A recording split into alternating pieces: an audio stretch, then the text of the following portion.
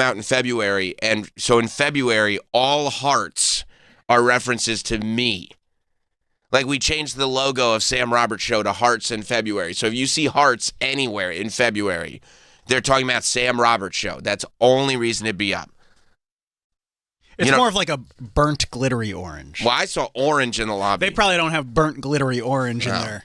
Canva? Free colors. Yeah. Yeah, I guess that's true. Yeah, but still, a burnt sienna is still an orange, and it's still a well-established October color. So to walk into October and being like one of the colors that is already this month's color. I mean, if it came out in December, it'd be like, oh, no, red and green. I just thought of that. This was planned like a year ago. For October. Probably. Right.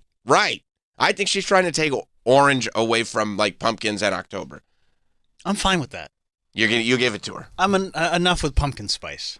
What about just pumpkins? Pumpkins are fine. They're always going to be orange. What about Halloween? Orange. No one's going to look at a pumpkin and be like, what about the human suplex machine, Taz? Oh, I didn't know we were talking about Taz. Yeah, orange. Hall of Famer?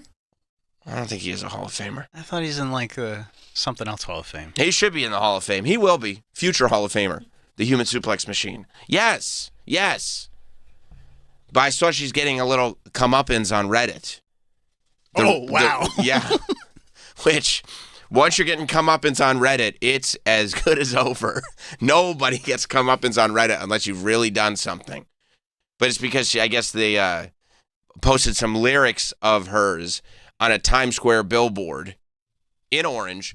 Can you magnify the image? Because that's the other thing. Orange on turquoise is difficult to read. That's so easy to read. I can read it right now. Because he made it bigger. And is this a big billboard? Huh? Yeah, it's in Times Square. Size of a building? Yeah. Okay. All right. Got it. One of the larger ones. What does that say? It says, oftentimes is one word. Yeah. I did not know that. It could be one or two. Oftentimes. Often, comma. That's how I would have done it. No. Yeah. No, you're wrong. Oftentimes, it doesn't feel so glamorous to be me, the life of a showgirl. And I'm like, I don't really take any umbrage with that. I see that. Honestly, I would never have even noticed it was there. I go like, that's really a bright billboard. But I wouldn't have noticed it at all. But there are people that are like, oh, it's so tough to be you, Taylor. Oh, boo-hoo. You know there's unhoused in Times Square. There are homeless in Times Square. And Taylor's all like, all right, relax. To qualify every problem. Yeah, like, also, like, I'm sad, too, just because I'm not, on the West Side Highway trying to sell cookies for $1. Like, I also feel things. Also, Life of a Showgirl, it could be a conceptual album. Yeah, maybe she's it could be a character, right? Yeah. Where the showgirl, the idea is that it's the sad clown. Of course. The showgirl, it's Tears of a Clown. She's ripping off Smokey Robinson. Finally. Someone's doing it. The showgirl is, living this glamorous life, but sometimes it doesn't feel so glamorous to be me. And then I don't know. This one strikes me very much. If you look at that, like if you're on the internet and there's already kind of a wave of like, who does she think she is? And you just jump on the wave. I really don't have a problem with that. Sometimes you get swept away. That's like, it happens. That's fine. But like, if you're walking down the street and you see that and you're like, you gotta be fucking kidding me.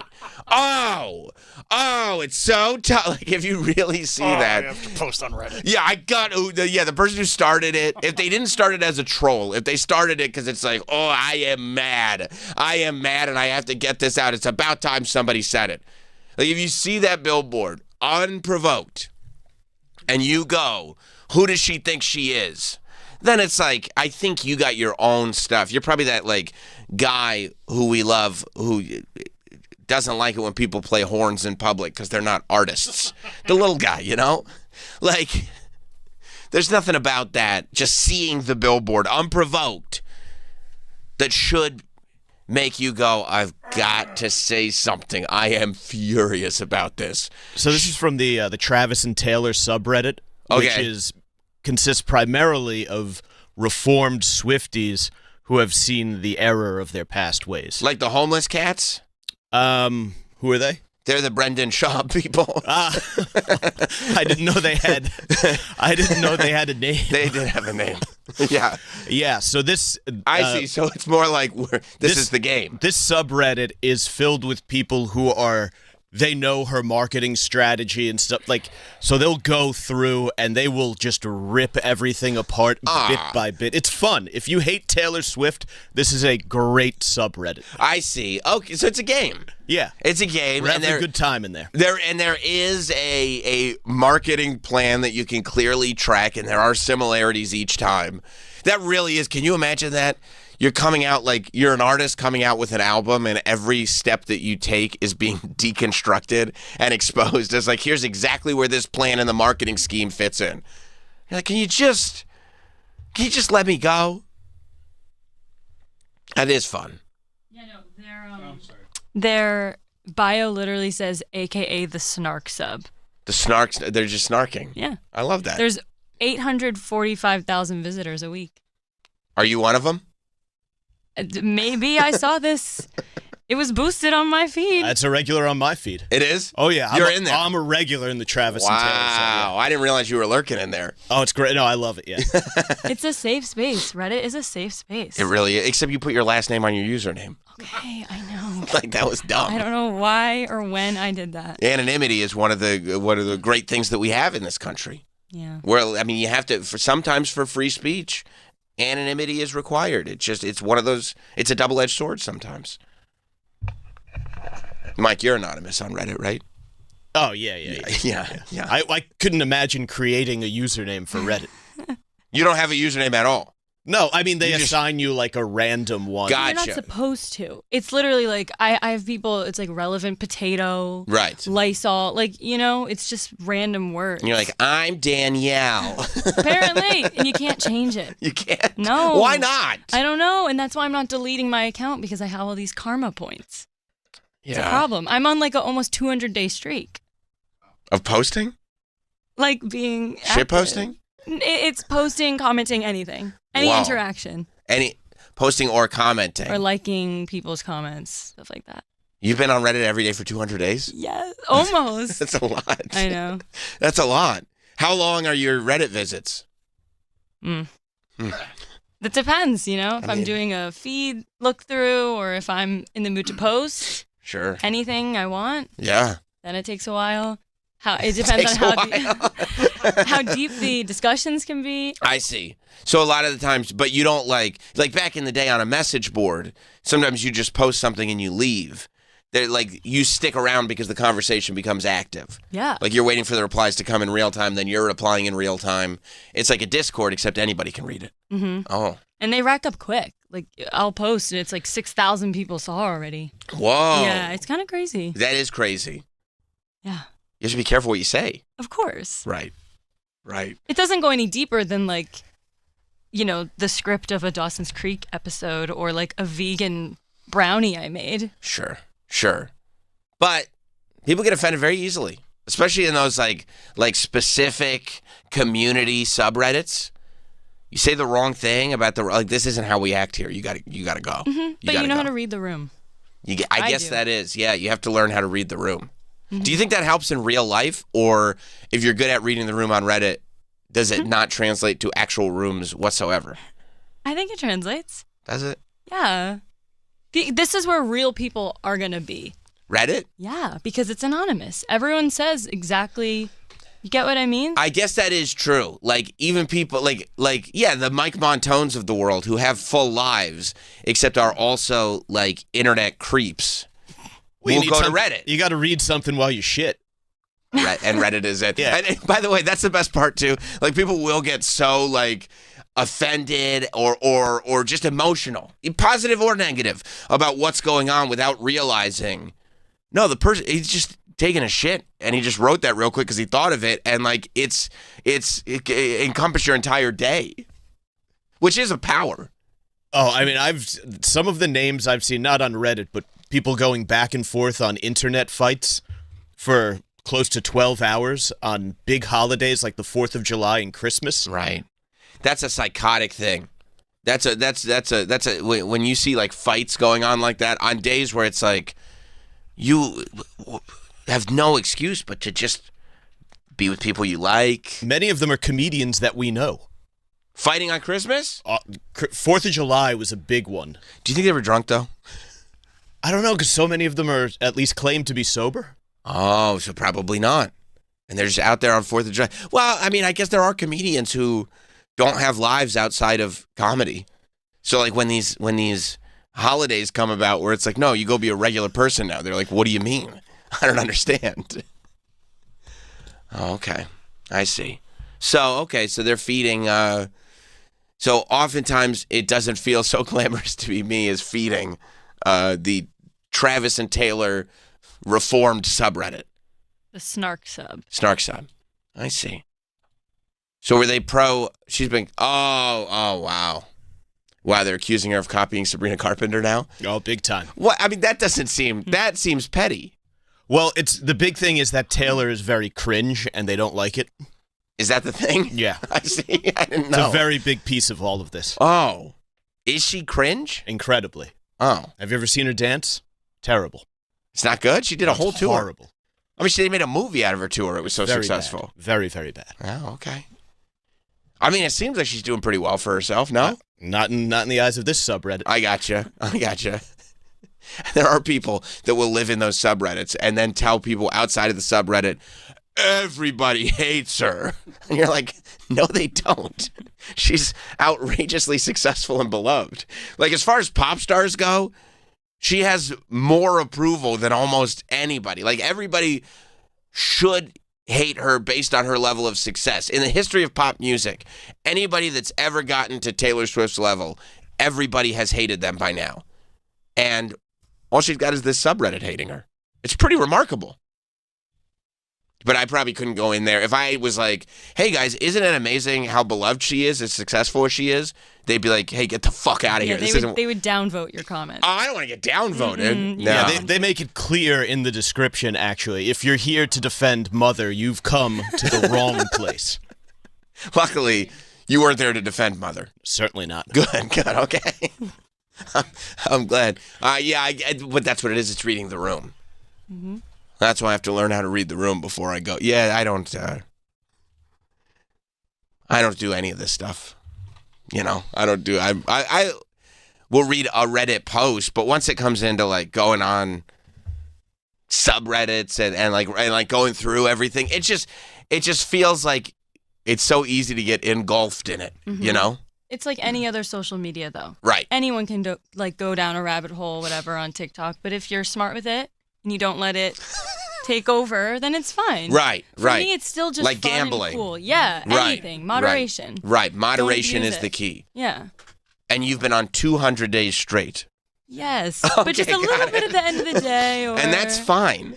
That's fine. Well, and it's nothing that's so super negative is the point. That it's is all fun important. and positive. Do you have Reddit friends? Yeah. Of course, because that's fine.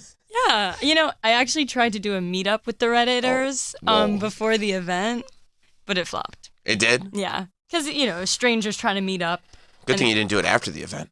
Oh, yeah. No. Yeah, that would have been. Would have canceled that would have been very embarrassing. Yeah. You would have ended up on the subreddit. Probably on a different subreddit. Probably. Yeah. Cringe. r/cringe. r/reminder. Yeah, that's right. What do I do when? Dan on Long Island. What's up, Dan? Good morning, boys. Good morning. And Danielle. So I just, real quick, October is an absolute banger of a month. It is.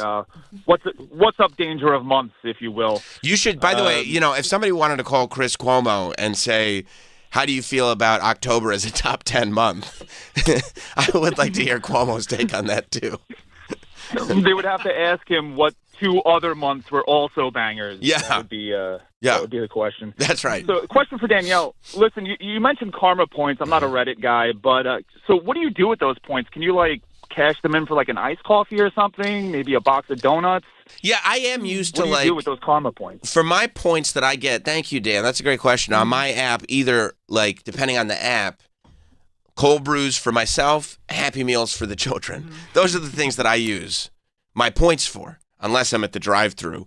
No, I do not want to use the app. I'm at the drive-thru. What do you use your karma points for? Well, that's actually a good question. because I usually I don't really know. I know that you need a certain amount of karma in order to post. Oh. But I've already kind of reached that point I for would hope different. so. Yeah. But when you do look it up, it says it's a form of reputation used to gain access to certain communities and subreddits and act as a measure of your engagement and content. So it's kind of like you can lose karma if you get downvoted a lot. Oof. Is the point. So it's kind of like a game in a sense where it's like, how good of a Redditor are you? Right. Where it's like, if I was leaving hate on Taylor, like, then I would lose karma. I don't know. It's a social credit score for Reddit. Perfect. Yeah. Yeah. That's what we want anyway, So right? you implement that in all of our lives, everywhere. I think that's good. And there's like awards you can get, like already random Awards. Oh, they're awards. Yeah, like random trophies and stuff. Ooh, I want a random I have like trophy. I have 37 achievements. You know, That's great. like top 1% poster, rising star, 150 day streak. Like, I like, though, what I like is that when you tell us, because you're not sure that we're on board, you go, achievements or whatever. But when you actually get an achievement, like when we're not around, you go, oh, I got an achievement. 150-day streak. Whatever that means. Whatever. it's fine. It's fine. Ray in Georgia. What's up, Ray? Hey, sometimes when I want to have fun, I'll just go troll on some of those pages. No, you And can't. most of it's like incels, and then usually you can put them down pretty fast.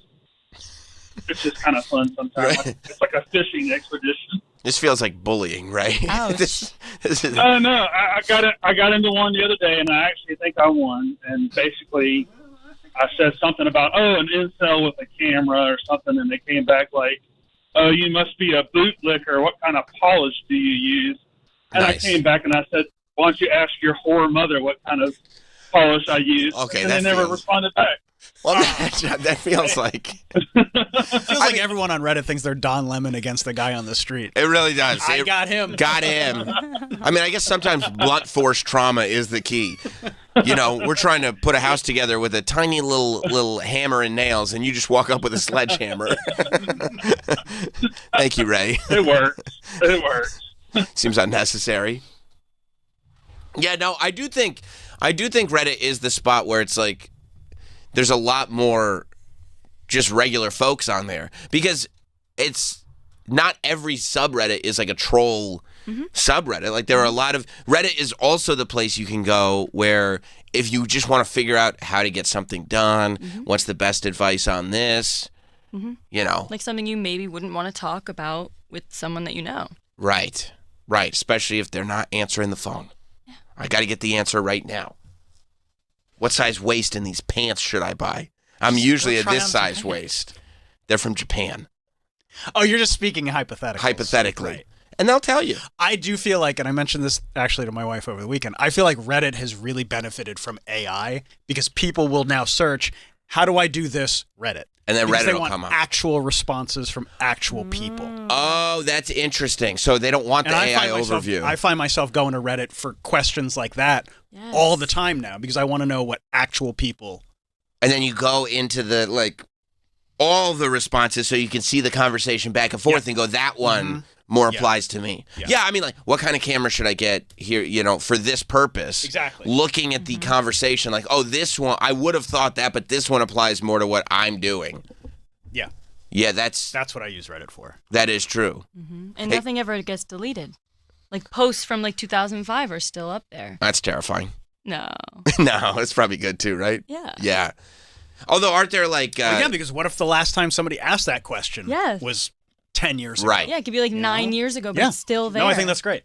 Yeah. It is it is great for that. But if you figure out somebody's username, like for instance, if they're a dodo bird that put their first and last name as their username, Not the first. you could be just the last, just my family name.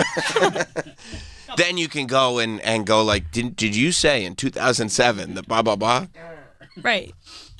Although aren't there like didn't Well, they? you can delete your own comments. Oh, did you ever do that? No. Nah. But I think I'm private, Ooh. hopefully. Didn't they say at one point there were like subreddits that there were bots in them? Or aren't there subreddits made entirely of bots and there are sure. arguments that go back and forth between two robots and you can just you can just like look at it and be like, "Oh my god, they're really bickering back and forth." I hope that AI doesn't come in You know what I mean? Like ruin it. Yeah. Because they could. Like companies trying to get more traction for whatever it is that they're doing, dropping a bunch of AI bots in there. Then we're going to have to go back to message boards. That's true. That's true. And that's where you could really troll. Oh, yeah. Or chat rooms.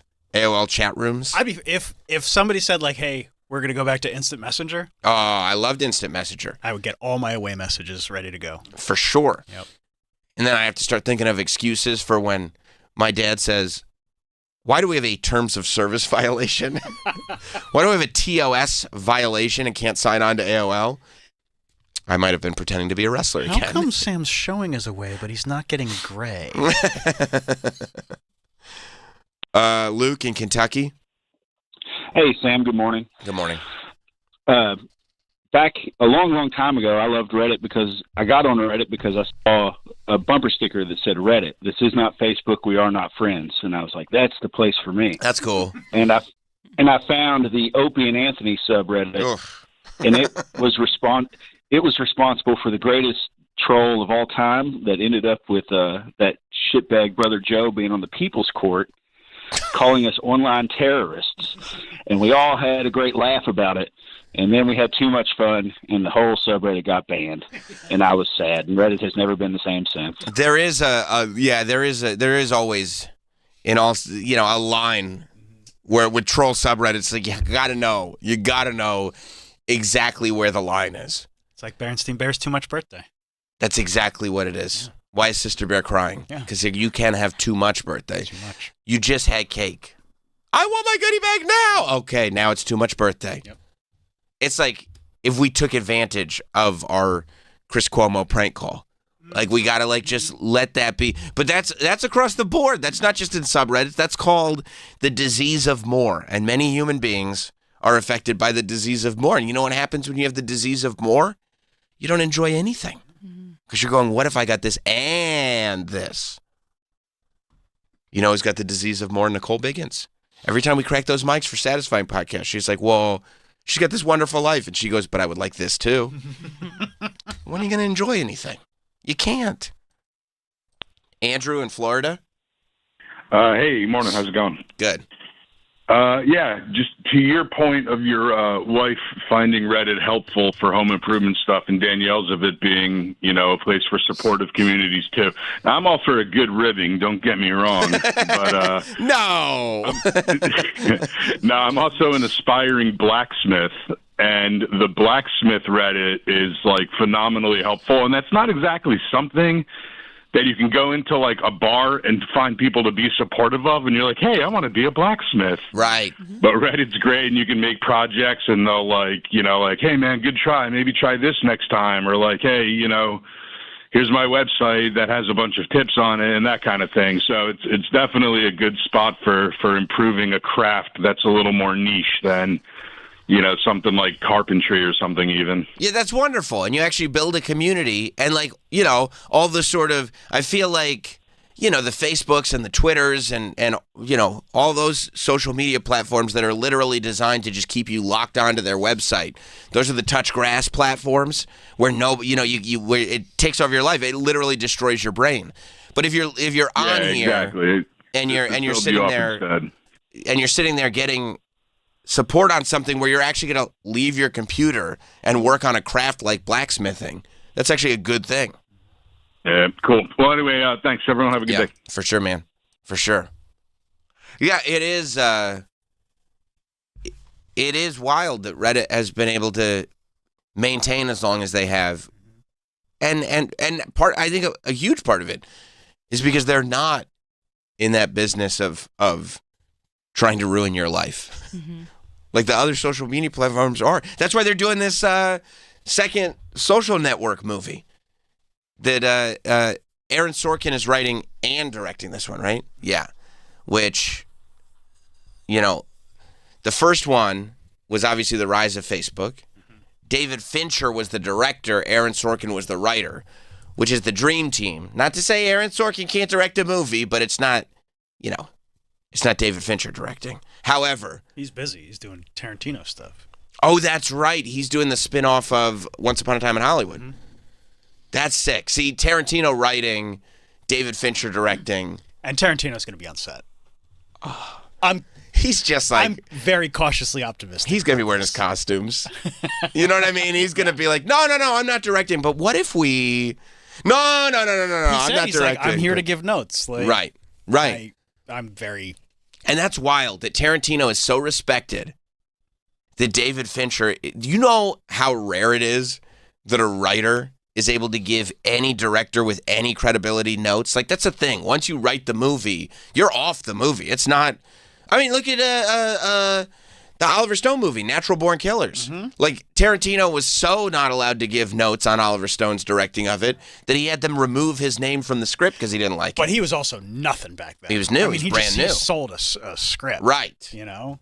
Was that before or after True Romance? That was before. So nothing. Yeah. He was just a writer. Yeah. But I do think... But David Fincher is like such... like he's one of the top directors. Mm-hmm. And the idea that he'd agree to take notes from Tarantino is awesome.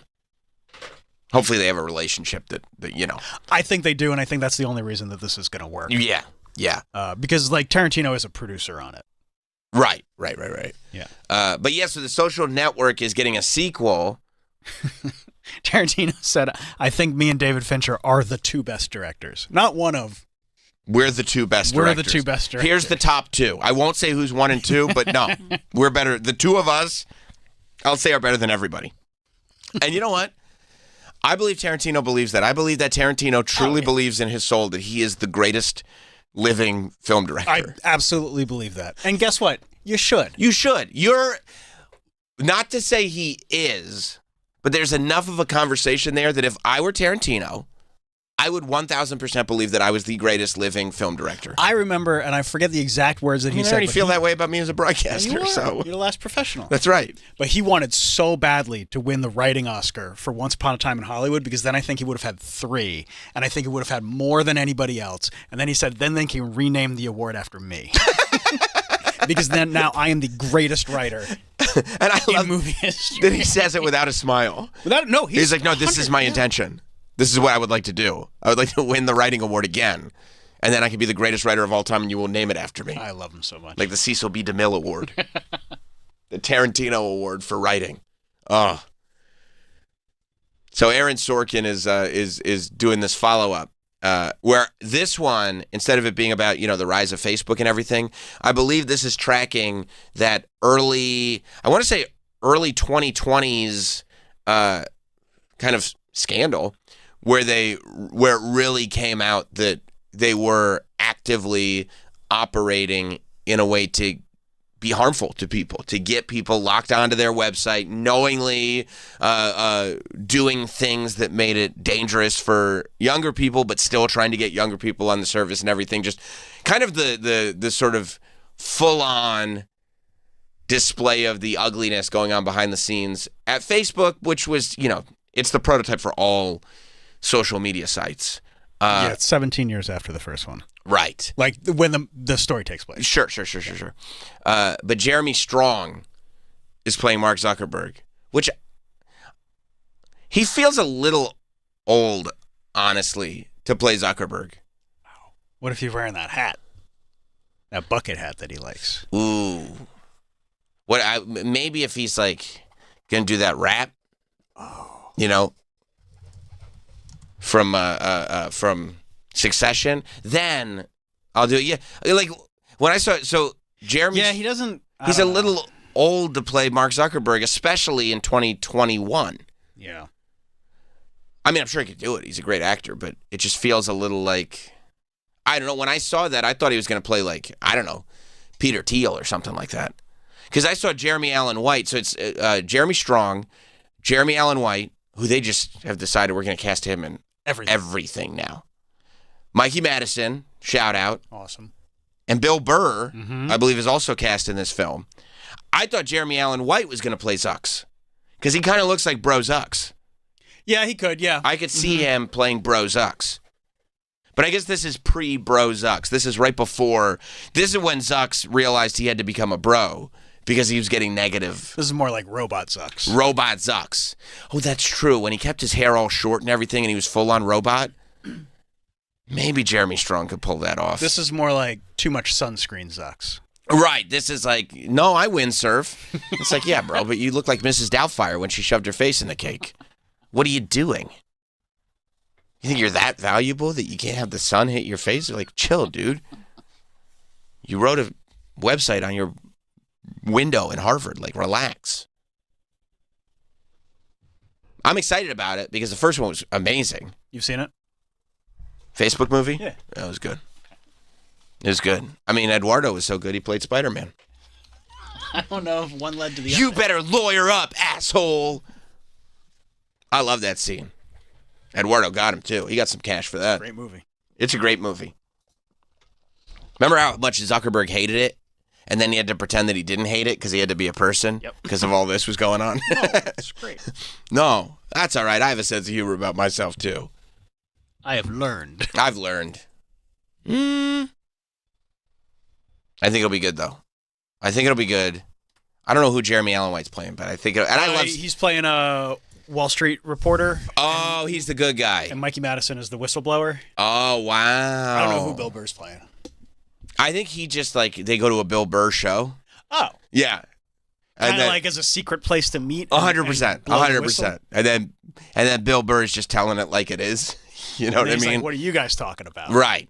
Hey, what are you guys talking about? Facebook? What's going on there? Maybe Kenny will be in it then. Hello. Mr. Burr would like to see you backstage. Hello, Mr. Zuckerbergs. He would mispronounce it. Remember when anytime Covino and Rich were around, he would say Covino. Rich, I was listening to you and Covino yesterday. Thanks, Kenny. It's Covino. Yeah, I don't know why Covino was... They should give him a cameo. I think Kenny would do great. Yeah, he was great in Soda. Oh, he was great in Soda. Yeah. They need to make that movie. Wouldn't it be great if, that's what Bill Burr was doing stand-up for right now? He's going to take all the money and put it into Soda and actually make it a motion picture? Yeah. He should. I'd go see it. I would. That's two of us right there. Yeah, IMAX. That's how you know. Well, okay, so listen, let's get into it. We've been keeping track. You know, they let my favorite comedian impersonation artist, Ted Cruz, speak before the government yesterday. Did you know that? I was watching C-SPAN, and I couldn't believe my favorite podcaster entertainer was just on C-SPAN, just talking about his take on what America can do to get together. And I was like, finally a message of unity. Because we're so divided right now. And that's bad to me. And I'll take that. That's the hot take of the day. I think division is bad. Let me write this down. I like it when people work together. And that's just me, man. That's just me, and that's my platform, you know? All right. But it was really nice to see, because I only know Ted Cruz from his pod, which is great. He does all kinds of voices, rates movies. The Verdict? Yeah. I subbed to The Verdict. I'm on the Reddit for The Verdict, too. We all love it.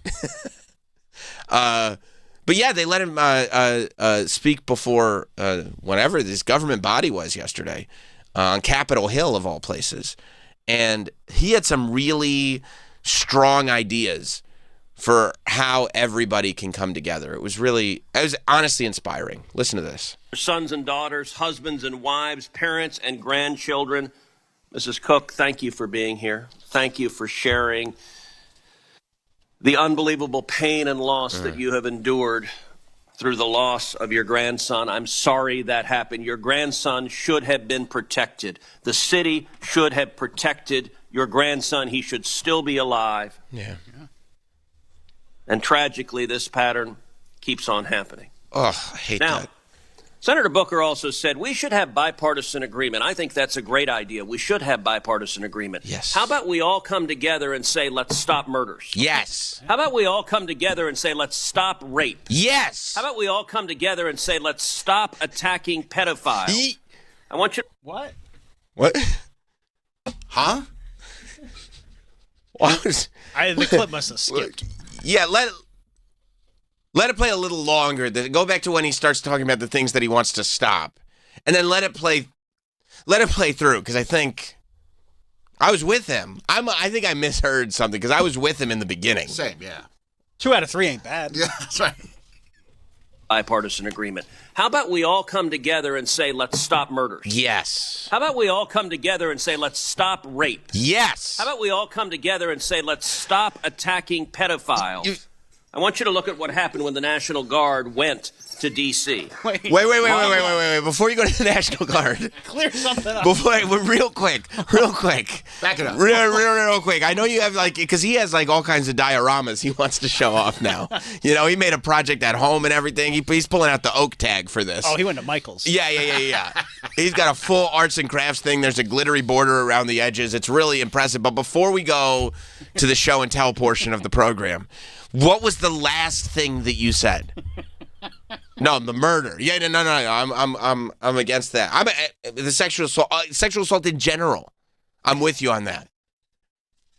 But can you repeat the third thing that you think would unify us to stop? Let's stop rape. Yes. How about we all come together and say, let's stop attacking pedophiles? I want you to look at what happened when the National Guard went. I'm not to sure. DC. Robbery fell by 50. Attacking? I don't think that's that's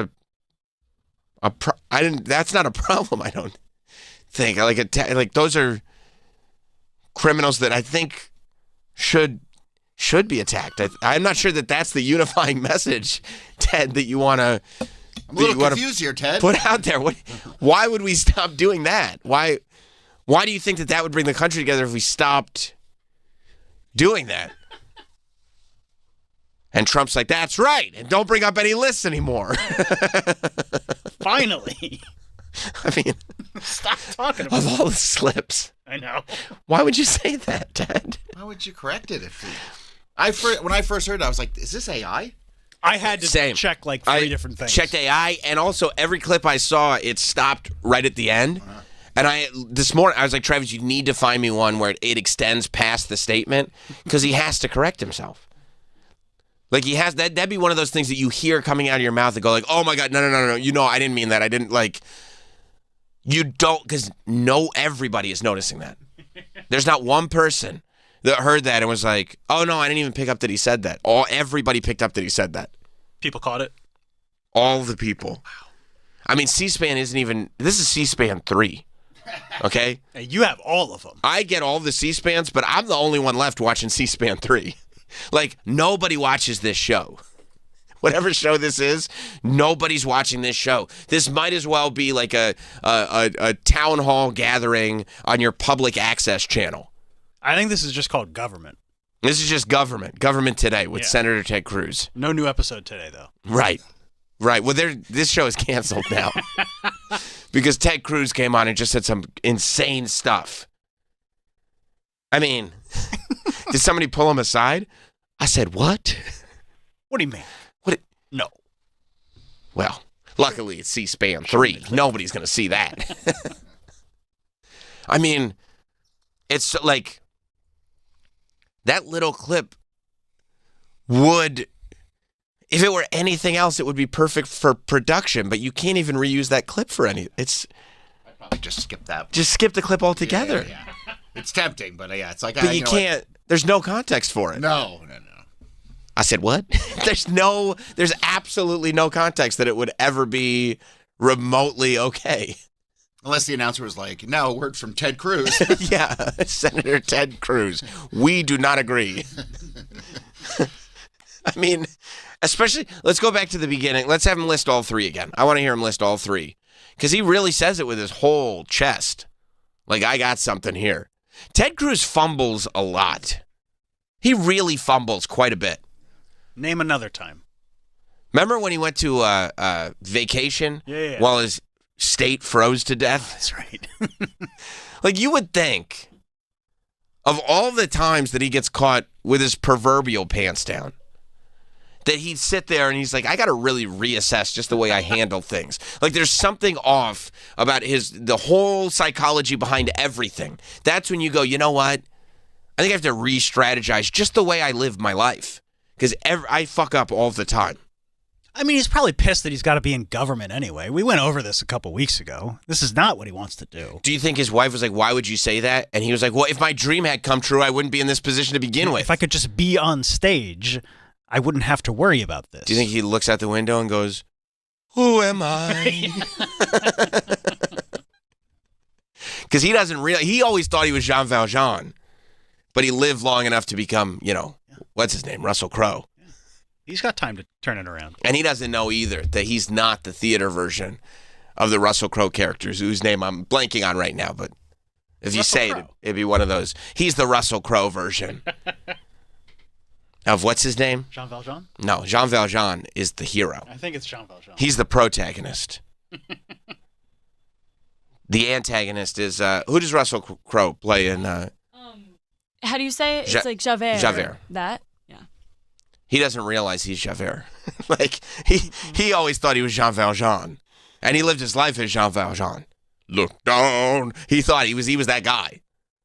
And he's lived long enough to become Javert. And now he probably watches that show, and he goes, I kind of see what Javert was doing. He did. I get it. I get it more. Because he says stuff like this. Let's listen to him. How about we all come together and say, let's stop murders? How about we all come together and say, let's stop rape? Mm-hmm. How about we all come together and say, let's stop attacking pedophiles? I don't even know what he was trying to say. Maybe he really feels that way and it just slipped. It's just like, yeah, I'm tired of pedophiles getting the shit into the stick yet. It's like, we don't even listen to him. I mean, this is better than the politics of division. Yeah, he wants to bring everyone together. Right. No, he does. And that is better than, well, I don't know if this is better than division. I might rather have a civil war than everybody come to terms with like, okay, we're all going to be, like, it's going to be like, I'd like to teach the world to sing a Coca-Cola commercial. The whole world is going to be holding hands. And we're all going to be anti-murder. And we're all going to be anti-rape. But also anti-attacking, And I'd be like, I think I might go division. What if he's just saying we don't have to resort to violence just to avoid the house at the end of the street? If that's what he's saying, he maybe should have clarified that. But also still, I do think that you want to, I'm more the Freddy Krueger school of thinking. You know what I mean? Where and again, it didn't work out for the people of Elm Street because he started, haunting their kids' dreams. And as it turns out, he had a sharp wit about him. You thought his gloves nails were sharp. He had a real sharp wit. But no. I would still say attacking is the way to go. Can't we just confront them in the kitchen with a stack of transcripts? Yeah, but that's also, I mean, they would probably, and I know that that's always been your preferred method of that's how you do it. Yeah. Well, you were raised. That's how the pros do it. To understand that's how you do it. I would think that would be categorized as an attack by them. You're attacking my character. I think this is about physical violence. He doesn't say that. Now it's up to interpretation. Yeah, he should specify. He needs to specify. Senator, if I may have the floor, specifically physical attacks or any attacks whatsoever? Ted, why did you say that? If you didn't believe it, we have it in the chat. We have it in the log, Ted. Why would you say you didn't want to attack them anymore? Well, that's not what I meant, Chris. Well, who are you anyway, are you the police? Are you her father? Who are you? Well, if you have nothing else to say, I'm Chris Hansen, and we're filming a special on people who chat with underage internet users. Oh, no. Poor Ted. And then, talking about forever, you know what we unearthed here? I don't know if I had no recollection of this happening, because when Ted was running for president against Trump, people didn't really sort of understand the full scope of Ted Cruz. And he was still trying to be sort of a family man. And keep in mind, too, during this election, we hadn't realized that the key is hardcore, full-on division. Like, we need to get people as angry at each other as humanly possible. up until Trump's, 2016, up until then, the thought was, let's try to bring everybody together and cast as wide a net as possible. And then they were like, no, we got to get everybody at each other's throats for no reason. No reason at all. Just get everybody as upset as possible. So it's almost like when you look at this clip from 9 years ago, it's a charming time capsule. Because Ted Cruz and his wife, first of all, they went on ABC Good Morning America, and it was not combative. You could just have Republicans on the show and have a chat with them without it being like, nobody was asking about platforming. It wasn't a thing. And the mission was not to, rally the troops. It was to show what a cool dude Ted Cruz actually is. And what I didn't realize is, we're big Simpsons fans here on the show. Ted Cruz exposed in 2016 that he does a medley of Simpsons impressions. Did you know that, Troy? I didn't. I'm just learning now. Yeah. Travis, you love The Simpsons. Is Ted Cruz like a modern Harry Shearer? Yes, he is. Yes, he is. Yes, he is. Well, you go like, I didn't know Ted did all those voices. Oh, my God. That's wild to think about. And he knows all the lines and everything. Okay. So in 2016, he went on GMA for Coffee with the Candidates, which, again, it was a charming time. We could still do that. Now, Coffee with the Candidates, they'd be throwing hot coffee on each other and see who could get scalded the worst. But Ted Cruz went on and to just have coffee, and Stephanopoulos and Robin Roberts were just there to be like, let's get to know you as a person. So he went on with Heidi, his wife Heidi. Heidi. Yeah. Of course, we're here to talk about serious issues. But voters also like to get to know all the candidates. Look, your wife is she's lighting up. She knows what this is leading to. So we've heard about the lighter side of Ted Cruz, Heidi. Something about impressions. He does impressions really well. I'm hearing there are impressions. Well, there are people who do impressions, and then there are the rest of us who do not. Ted is one of those who does impressions. Ted's really funny. Ted has a great sense of humor. This is not the best thing in the world. He's fucking, here's the thing about Ted Cruz, he's fucking hilarious. He's very funny. It's hard to look at him without a beard. Oh, it's so weird, right? It is. You realize, and his jawline has gotten way worse. Oh, yeah. Way worse. He's put on a couple pounds. But isn't that great? Like, of all the clips to age poorly, can you imagine 9 years ago saying Ted Cruz is very funny? And then 9 years have gone by, and it's like, there's no evidence of this. I don't know. I also, I mean, I was getting worked up because she said, there are those of us that do impressions, and then there are the rest of us. Ted Cruz is somebody who does impressions. So I'm thinking this is like, what's that guy, Matt Friend? Yeah. The Instagram, Jay Farrow. Like, if you're a guy who does impressions, that means this is like a specialty of yours. This is what you do. So I said, I didn't realize that Ted Cruz had this as a specialty. But Heidi said he does. Let's go back to it.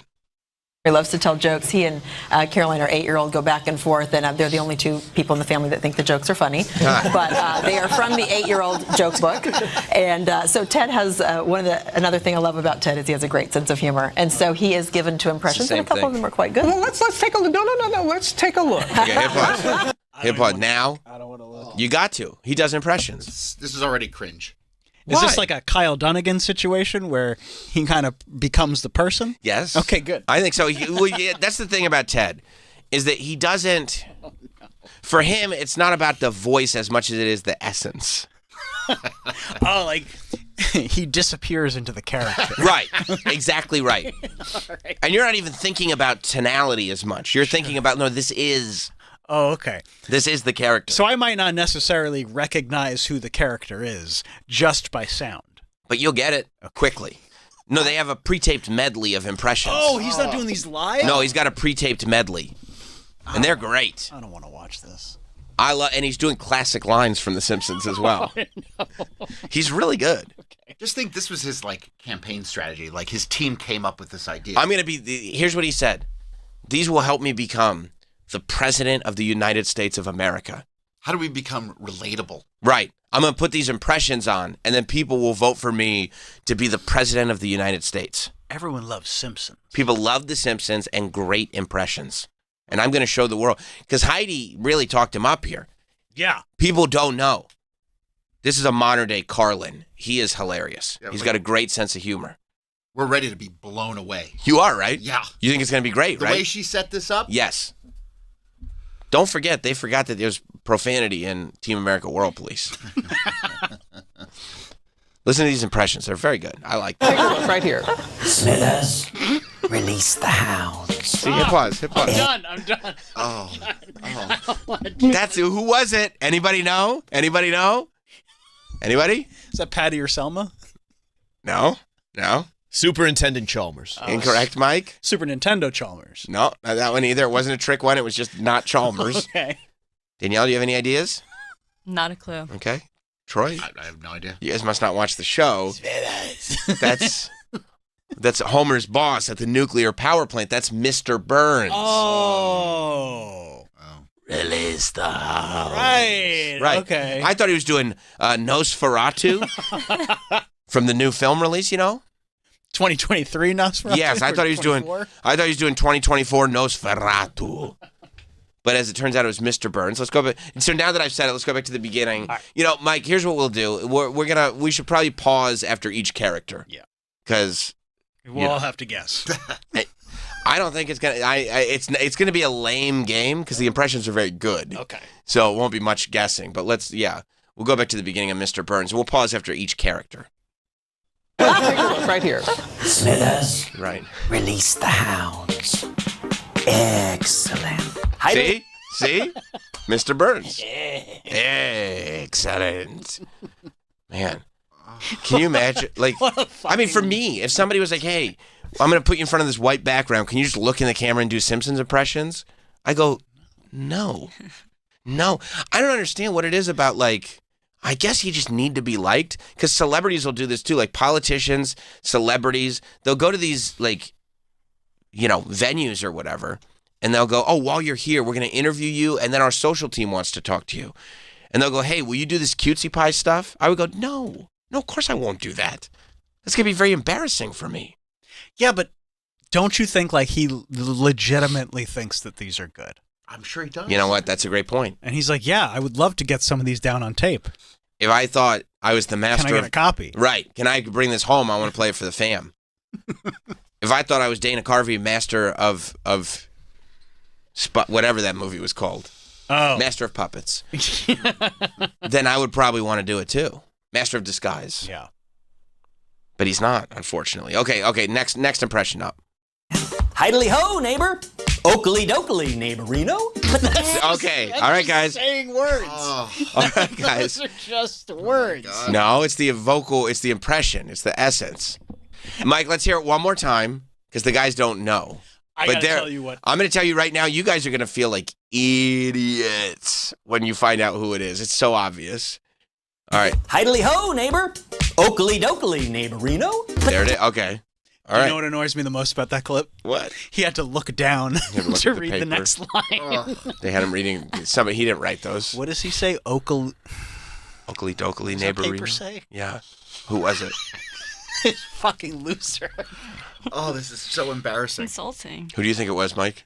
Was it the sea captain? No. It was not the sea captain. Okay. That one was Disco Stew. No, Disco Stew doesn't advertise. That's right. Any idea, Danielle? Goofy? No, it wasn't Goofy. Goofy's not on The Simpsons. No, that was... You know, Troy? Bart Simpson? No, it wasn't Bart Simpson. Oh, okay. That was The Simpsons' neighbor, Ned Flanders. Oh. Bullshit. Yeah, that's who it was. It was their neighbor, Ned Flanders. Let me hear it again now that I have this new information. Yeah, that was Ned Flanders. Hidely ho, neighbor. Oakley dokley, neighborino. Okay, hit pause. Don't you feel stupid now? I do. Yeah. I know how to get that one. You thought it was Goofy? Oh. What can I say? Oh, he looks down at the paper. Well, he's got to get the line right.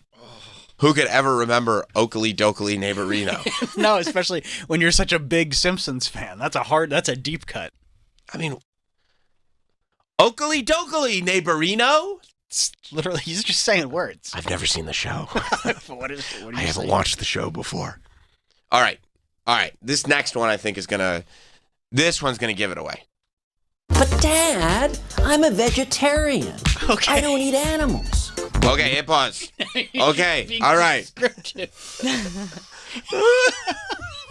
Now, Okay, Dad, I have spiky hair. there are context clues in there.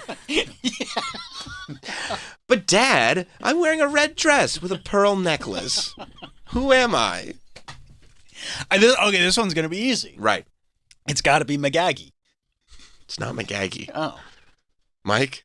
That's Nelson Muntz. No, That was his classic line. He would say that all the time when something happened in school. He'd point at someone, and he'd say, "But Dad, I'm a vegetarian." No, I think you got the line mixed up. He's just saying descriptive words about the character. That's not even one of her lines. No, it's a descriptive at the top of the page. It's not an impression. No. But Dad, I'm a vegetarian. I don't eat meat. Where's my saxophone? I don't mean to embarrass you guys. It was Lisa. It was Lisa Simpson. Yeah. Did you not know that either? I thought it was Bart. No, you thought the last one was Bart. Troy's never seen the show. He thinks they're all Bart. No, because he's saying vegetarian, don't have a cow, man. I get the, yeah. Oh, like he's like saying specifically, don't eat cow. Right, Man. right. That's right. That's right. Okay. Because I'm a vegetarian. Yeah. All right, you guys, now that you hear Lisa, there's a little interaction now between the two characters. He goes back and forth. Oh, yeah. He's good.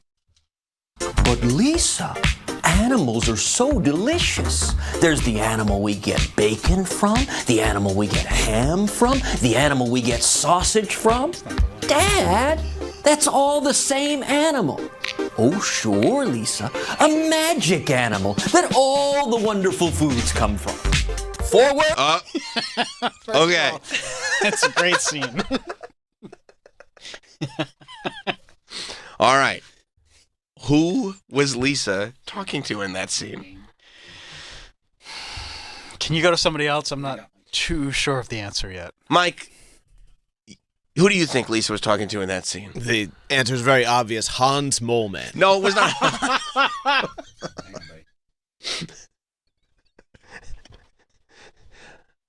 I was saying Boo Earns. No, it was not Hans Moleman. You got that incorrect. Travis, now do you know? Was it her substitute teacher, Mr. Bergstrom? No, it was not Mr. Bergstrom or Mr. Nerdstrom. Because she really looked up to him. Mr. Nerdstrom. Danielle, you must know this one. It doesn't even ring a bell. Really? No. All right, Troy. I'm just gonna take a wild guess. Okay. Was that Bart Simpson? No, man. No, that was not Bart Simpson. She said Dad. It was Homer. Oh. Homer Simpson is the answer. He's the most recognizable character in the whole show. Let me ask you something. Who does a better Homer? Right. Ted Cruz or the guy that Mr. Burns hired to trick Bart into thinking that his family didn't love him anymore? Duh-oh. Duh-oh.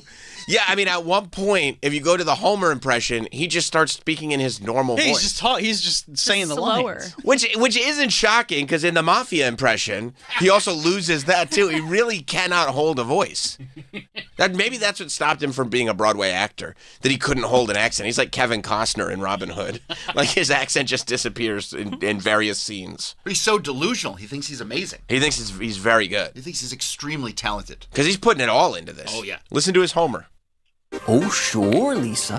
A magic animal that all the wonderful foods come from. Forward. Okay, you ready for the next one? Yeah. All right. Mike, I think this one is going to be up your alley, Mike. Forward, not backwards. Upwards, not downwards. And always twirling for freedom. All right, that's the last one. Now, I will say, he did not seem to be putting on a voice for that one at all. No, that was just, again, him talking, so this is going to be a really hard one for me to guess. Right. And I don't think he realizes that just remembering lines from the show doesn't count as an impression. That's not what that is. Like, we quote The Simpsons almost every day. I wouldn't say oh yeah, on the show we do a lot of Simpsons impressions. Like if I said we do Simpsons impressions on the show, people would be like, what are you talking about? Yeah. I've never heard that before. Mike, I'm going to go to Mike first Okay, because he's that's fair, itching. that's I can fair. tell. He's a huge Simpsons You know fan. who it is. Yeah. That's a very obvious, recurring character. Thank you. We're all very familiar with Troy McClure. It's not Troy McClure. Obviously. You may remember me from such impressions as Ted Cruz. Mike, I love Mike, but that was a stupid answer. That was obviously Frank Grimes. It's not grimy. Are you sure? I don't think it's Frank Grimes. Because I'm Homer Simpson. Yeah, twirling around. No, it was Timmy Chalamet as Wonka. No, that's not even a Oh. cartoon or Simpsons or no. All right, Troy. No, it's up to you. That's wrong. It was a good guess, but it's totally wrong. Troy, you're gonna get this. I know you know this one. Was that Marge Simpson? No, it was not Marge. Although now that you say that, based on his Mr. Burns voice, I would love to hear Ted Cruz do a Marge voice. We got to get Ted Cruz on the show. There's so many things. No politics. Oh, no politics. I don't even know where he stands politically. Probably abortions for some and miniature American flags for others, if I had to guess. That's probably where he stands. Which, by the way, they were really preaching unity early on, huh? Oh, yeah. Wouldn't you love to live in a country where it was abortions for some, miniature American flags for others? Give people a flag on the way out of the clinic. That's right. That's 100% right. All right, let's go back to it. You guys are going to feel real dumb when you find out. And it was a deep cut. That's how you know he's a big fan and not just reading off a paper. It was... Forward, not backwards.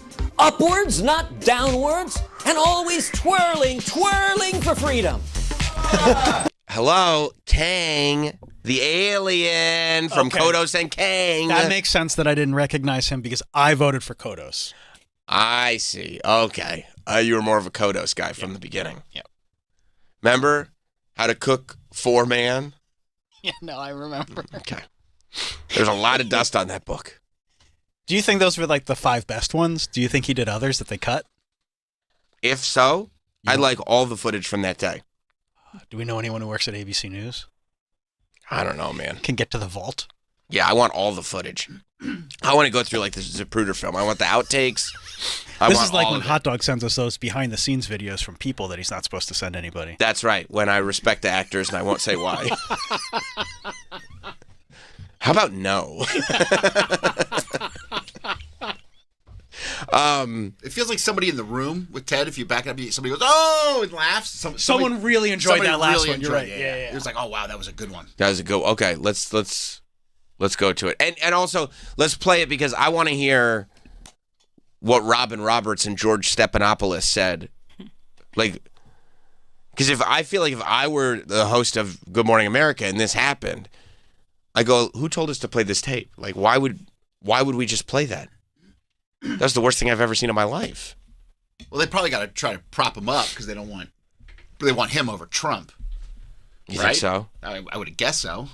This was before Trump called his wife ugly, right?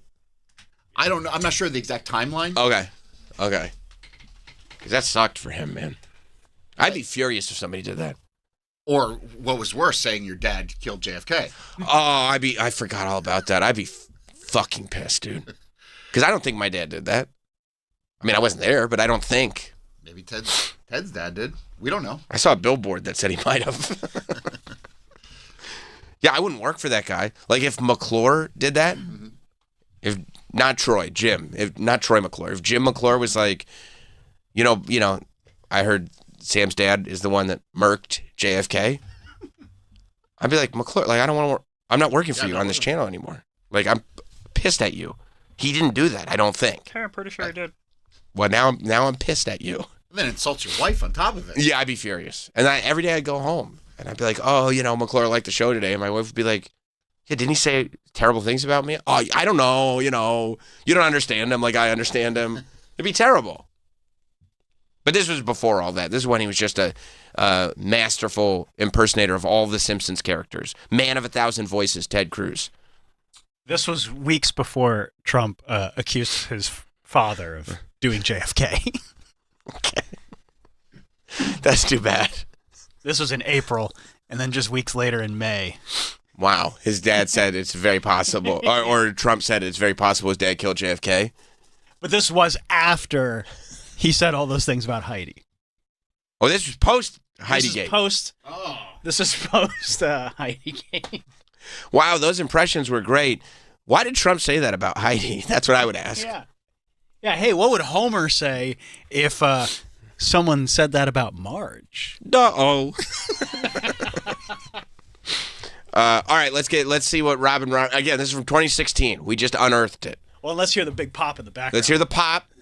And then how did George Stephanopoulos and Robin Roberts respond? Forward, not backwards. Upwards, A little more not Kang downward. for us. And always twirling for freedom. Something you saw, Steve. Probably share with the masses. So what's your favorite impression that he does? I think the Simpsons and Lisa, being a vegetarian What? from That's the California, worst having my meat-eating Latin Texan husband explain the many sources of good food. We have a family debate going. Catherine is 5, and she says she's mixed. She's vegetarian and meat-eating. Well, I got to ask you. You've been on the stage many times with Donald Trump. Can you do a Donald Trump? You know, I don't have a Donald impression. I'm terrible. You know, he's one of a kind, and I'm glad to leave it at that. You know, George, I've got to tell you, I think he'll probably win. So I don't want to offend him right now. Do you remember what he said about Heidi? Yeah. Sure, I used to do a Trump impression, but Heidi would get pissed at it. I only know the one line, you see. Her favorite impression is Lisa? I mean, it was just him saying, I'm Lisa, I'm a vegetarian. They're so bad. Let's go to Mike in Florida. What's up, Mike? Hey, what's going on, fellas? Hey, man. I don't necessarily have a lot to add other than the fact that you're doing golden era Simpsons quotes and shitting on Ted Cruz. Mm-hmm. So this is just like A+ radio in my book. That's fantastic. I mean, if we can hit the base. It's just great.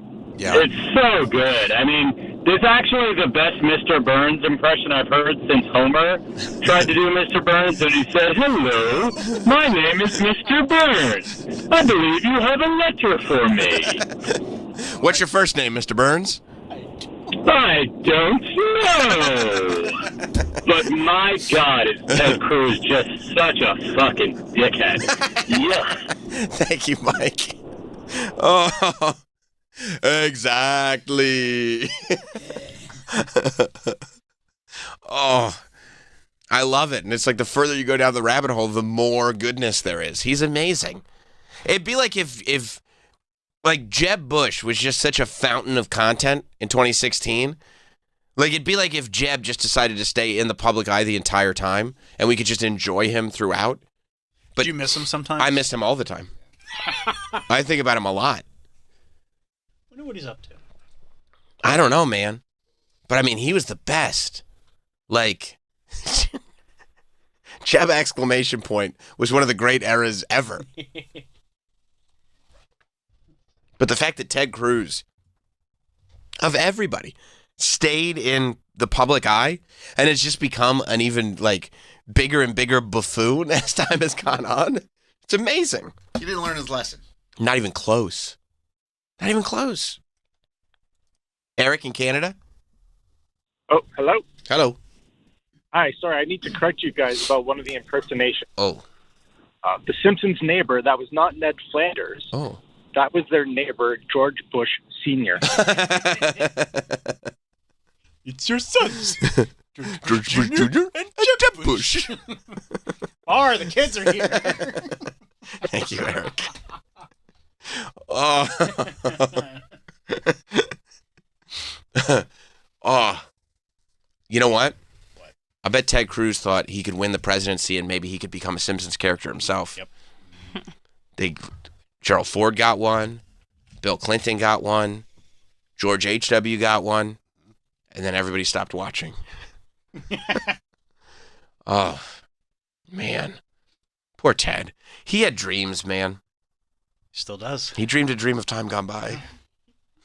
I really don't think politics is where his heart is. Not even sort of. Performing is. Yeah. He likes the performative nature of politics. Yes, he does. I will say I've been listening to Verdict. You have? I really have. Oh, I forgot. We assigned you to Yep. Isn't that great? I forgot that. It's been alternating with my Jagged Little Pill CD.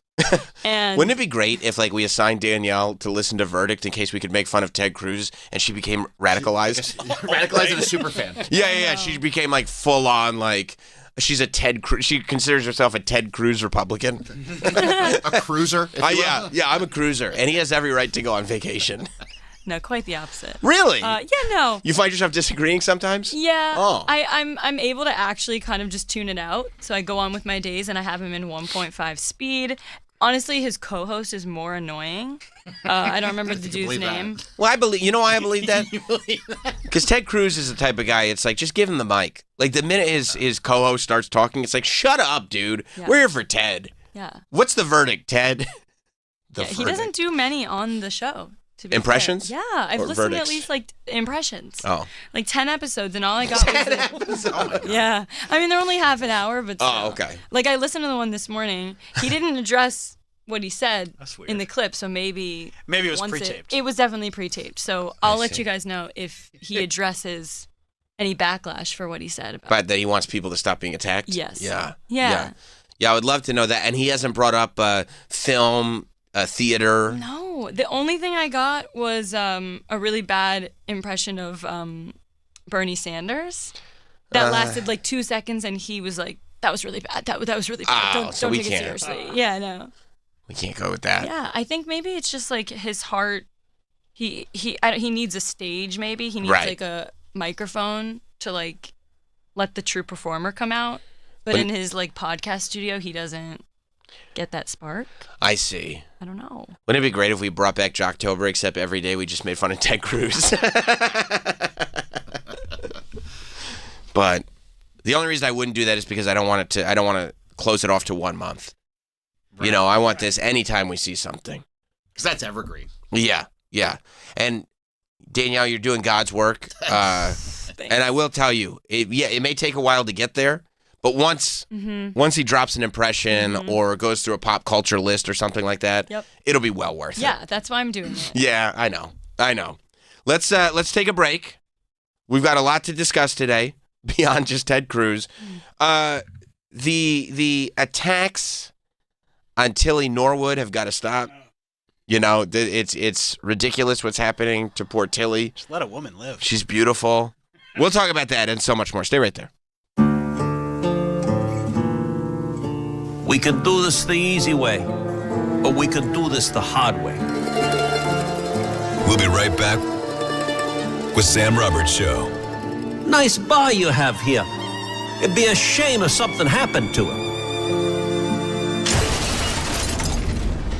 The Bonfire with Big J. Okerson and Robert Kelly. I always say the lady who ran the Broad Ripple, what was that comedy club called out there? Broad Ripple? No, yeah, it's Indianapolis. I forget the name of it. Ripple? You tour, Bobby. You've never been to Crackers Comedy Club? How do you not Indianapolis? remember food?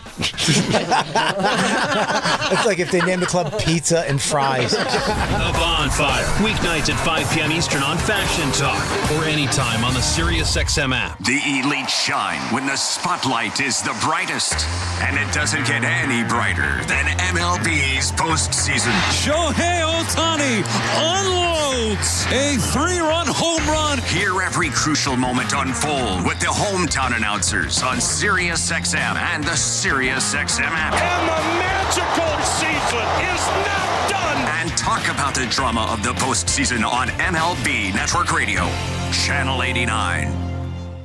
The biggest game of the season, right here, right now. Start Saturday strong. It's Big Noon Saturday on Fox. And here we go. It all starts at 10 Eastern with Big Noon Kickoff, live with an epic pregame. The crowd, the atmosphere, this is what makes it special. Then it's America's #1 game. What a hit. The best pregame, the best announcers, the biggest games. Down the sideline. touchdown. It's Big Noon Saturday, noon Eastern on Fox. This episode is sponsored by BetterHelp. Look, we all have people that we go to when we want to discuss the problems going on in our lives, whatever issues that we're facing, whether that's the group text, whether that's friends at work. A lot of them aren't even listening. A lot of them are so concerned with their own issues, they're not paying attention to you. They're just smiling and nodding. That doesn't help. If I were you, I'd go to BetterHelp. BetterHelp therapists work according to a strict code of conduct, and they're fully licensed in the U.S., fully online, and you can pause your subscription whenever you need to. You can switch therapists anytime, no extra cost. With over 30,000 therapists, BetterHelp is the world's largest online therapy platform, having served over 5 million people globally. As the largest online therapy provider in the world, BetterHelp can provide access to mental health professionals with a diverse variety of expertise. Find the one with BetterHelp. Our listeners get 10% off their first month at BetterHelp.com/Teft. That's BetterHelp.com/TEFFT. Ryan Reynolds here from Mint Mobile with a message for everyone paying big wireless way too much. Please, for the love of everything good in this world, stop. With Mint, you can get premium wireless for just $15 a month. Of course, if you enjoy overpaying, no judgments, but that's weird. Okay, one judgment. Visit mintmobile.com/radio.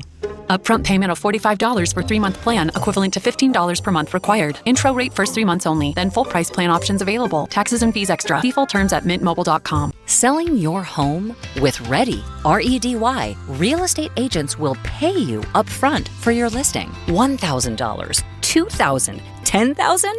Just for a chance to sell your home. Why would they pay to be your agent? Well, your listing is really valuable. So, if an agent is smart, they'll go on Ready and offer you cash up front to get it. And you do want a smart agent, right? So when you're ready to sell, simply give us the basic information about your property. We'll notify all those smart agents who've signed up on Ready, and in 48 hours, they'll be competing for a chance to sell your home. Chat with them. Choose the best one. Get paid. Thousands of extra dollars in your pocket, and it's still day one. Smart agents. Smart you. Get paid extra just to pick an agent. Go to ready.com, REDY.com, or call 888-880-READY. Hear every high note, every #1 hit on one channel. I'm Mariah Carey. My music and my stories. And tracks from her new album, Here for It All. On my own channel. Mariah Radio, for a limited time, on now. With the SiriusXM app on your phone, computer, Alexa, TV, or other connected devices. Scammers, stalkers, criminals. They're looking for your personal information and finding it easier than you think. With Incogni, you can reduce your personal information exposure on the web. Your name, address, and phone number are shared on hundreds of public websites right now. Your family details, even where you live. It's all online, collected and sold by data brokers without your consent, putting you at serious risk. Someone could show up at your door, use your information to steal your identity, send scam messages to your parents, or drain your accounts in minutes. Incogni removes your personal data from hundreds of websites that expose your details, making it much harder for the wrong people to reach you. Because if they can't find you, they can't harm you. Get 1 year of Incogni Unlimited for 55% off today at Incogni.com and let Incogni remove your personal data from the web for you. That's INCOGNI.com. Take back control of your privacy and reclaim your peace of mind. See website for details. BillsHappen.com is not a lender. It does not make credit decisions. Must be 18 years old. Not available in all states. Honey, everything is so expensive, and our bills are piling up. You're telling me credit cards are maxed out, rent is due, and the car payment's right around the corner? We need some extra cash. We should do what my friend from work did. She went to BillsHappen.com and got the money she needed the next day. Our credit is not great. Are you sure that would work for us? BillsHappen.com is one of the largest personal loan networks. They can help people with all credit types get up to $5,000. Sounds like it's going to be a hassle. My friend said it was super easy. She did it right from her phone during her lunch break. If you have a regular source of income, you can be approved for a loan for up to $5,000, and your cash can hit your bank account the next day. BillsHappen.com's lenders have millions of dollars to lend regardless of your credit history. Guess what? I went to BillsHappen.com and we're getting our money tomorrow. Wow, that's fast. Problem solved. If you need extra cash, go to BillsHappen.com. That's BillsHappen.com. BillsHappen.com. This episode is sponsored by BetterHelp. People who don't talk to therapists still need help solving their life problems. Some people turn to message boards, discussion sites, or group chats with strangers for advice. But you have no idea who you're talking to. They're not licensed therapists. They aren't trained to help. BetterHelp therapists work according to strict code of conduct and are fully licensed in the U.S. It's fully online, and you can pause your subscription whenever you need to. Switch therapists at any time at no extra cost. With over 30,000 therapists, BetterHelp is the world's largest online therapy platform, having served over 5 million people globally. As the largest online therapy provider in the world, BetterHelp can provide access to mental health professionals with a diverse variety of expertise. Find the one with BetterHelp. Our listeners get 10% off their first month at BetterHelp.com/Bennington. That's BetterHelp.com/Bennington.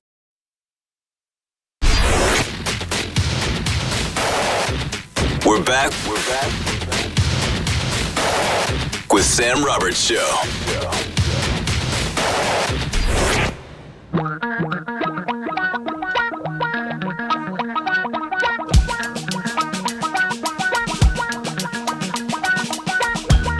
Damn, I miss you, Chester. Sending love from a bass compressor. Ground control with a soul like Bowie, and I'll chop you up if I'm under pressure. I don't really wanna brag. I'm just telling motherfuckers that I'm leaving with a bag. High five to the scarred and the strange. From the outlaw that'll never get tamed. Biscuit beats from the pirate band. Sign this deal with a lobster hand. Freestyle like a bowling pin. Flex these bars on a dolphin fin. Life's too short, but I can't complain. Doing backflips on a candy cane.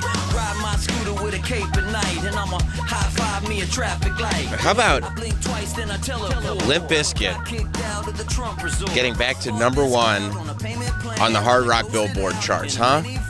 New song, back to number one on the Hard Rock chart. Unbelievable. Well deserved. Well deserved. Here it comes. This is new.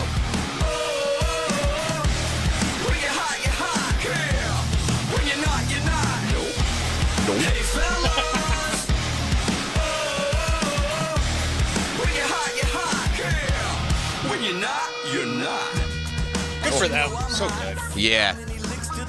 I feel like, you know. Wes had that in the chamber. Yeah, he did. John Otto still on top of his game. They're all still on top of their game, dude. Uncle Fred? Love Uncle Fred. In full Unc mode? Yeah. You kidding me? When people can embrace, like, that's where they're at in life and, like, enjoy that, I feel like there's not much more appealing than that. Like, people want to celebrate that. And, you know, they had to, like, Limp Bizkit had to take their licks, man. Oh, yeah, they took it. For every, like, I mean, because they came out of nowhere, became the biggest band in the world. And then real quick after that, were like, I mean, the definition of these guys suck. And it wasn't fair. But for the height that they got to, they had to get to that low. Mm-hmm. Coast. Lay in the cut. Lost West for a little bit. Lost Lethal. And then all of a sudden, people start listening to these songs again and going, oh shit, this is fire. This is actually kind of good. Yeah, I missed this. And then they can come back without taking themselves too seriously. I'm telling you, you know what changed everything was that, was it Lollapalooza? Lollapalooza. Yeah. The Lollapalooza show that they played. And I remember watching it. It was on like Hulu or something. Yeah. And just looking at that crowd going fucking apeshit for Limp Bizkit. And I'm like, oh my God, it's happening. They deserve it. And they deserve it. And they still sound great. I saw them live. They sound great. I like with the song, too. Like, this is the formula. It's like, what's the Limp Bizkit formula? Okay, just do that.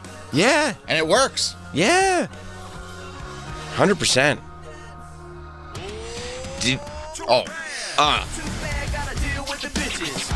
There's Lethal. Yeah. He's like, you know what? This is a good time. I'll come back. What do you got, Leith? Yeah.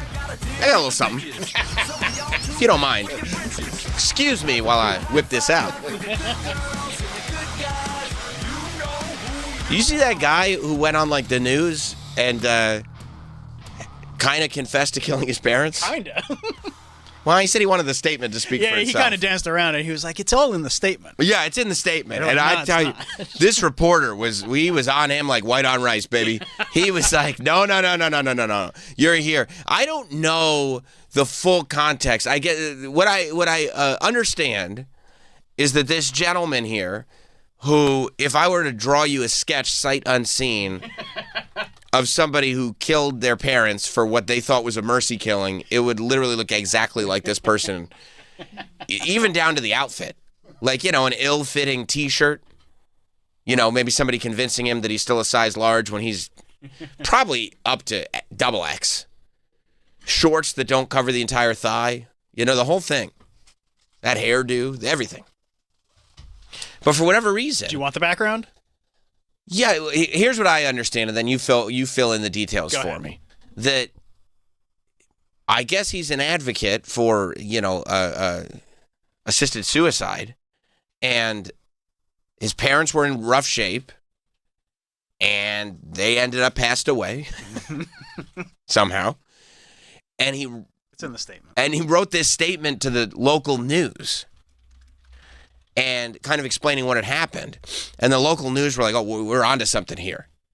And my understanding is they invited him in after getting the statement, and then they just kind of sat him down there in the office, but they filmed an interview with him in which he talks a lot. Oh, yeah, the interview's like 30 plus minutes. Right. Is there anything that I'm missing there in my understanding? So the way this all came out, because this happened in like 2007 or 2017. 2017. Killing his parents in 2017. So it was a year after Ted Cruz did those impressions. Oh, God, what a good year. And I'm glad they got to see that. That's true. They were probably on the couch and they were like, son, we've seen it all. We've seen the greatest impressions that we will ever see. If you'd like to take us, go ahead and take us. Bring us home, son. We've seen it all. So there's an investigation that found that his parents were still receiving Social Security payments. Oh, sweet. Despite not having been seen or heard from in years. Oh, so there wasn't a big funeral. No. So that investigation... What about the graveyard? What graveyard? In his backyard? Well, no, you bring bodies to a cemetery. Not all the time. Did he bury his parents in his backyard? He did. Okay. So that investigation led to... And said, well, that's that. led to the bodies being discovered. Did they exhume them? They exhumed them from the backyard. That's a bummer. You never want your parents to be exhumed. Can you imagine that, Troy? Your parents are dead and gone, and for whatever reason, it's never good news when they're like, we're going to exhume your parents' corpses. It's the worst, huh? Yeah, I would think so. Yeah. Unless you're Ed Gein. He exhumed them himself. This is the worst. And then he contacted CBS and was like, hey, I want to get some stuff off my chest. These assholes are exhuming my parents. Yeah. Wait till you hear this tell-all. We're going to get the cops on this. And this reporter's like, yeah, the cops. That's who we're going to get. Come on in. And then he was literally arrested after he left the interview. Oh. Very TCAP. Yeah. Yes. Very TCAP. Yes. Yeah, come on in. Yeah. Are they going to be waiting for me outside? I have no control over that. You're free to go. You're free to go. Am I going to get arrested when I go out there? That has nothing to do with me. I have no idea. You know, Chris. You know what's going to happen. You ain't getting out of the garage, Chris. You're aware. You sneaky devil, you. So, okay, so even this 7-minute version, so he did like a 30-minute interview with this gentleman at the news station who does a hell of a job with him trying to get stuff on the record. I will say that.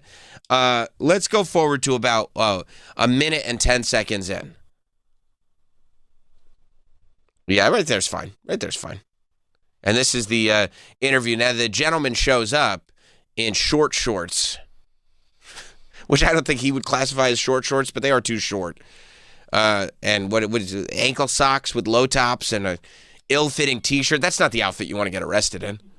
His name is Lorenz. Lorenz Krause. All right, let's hear from him. Having to see my sister die from cancer. I was 16, she was 14. Go through 9 months or so of,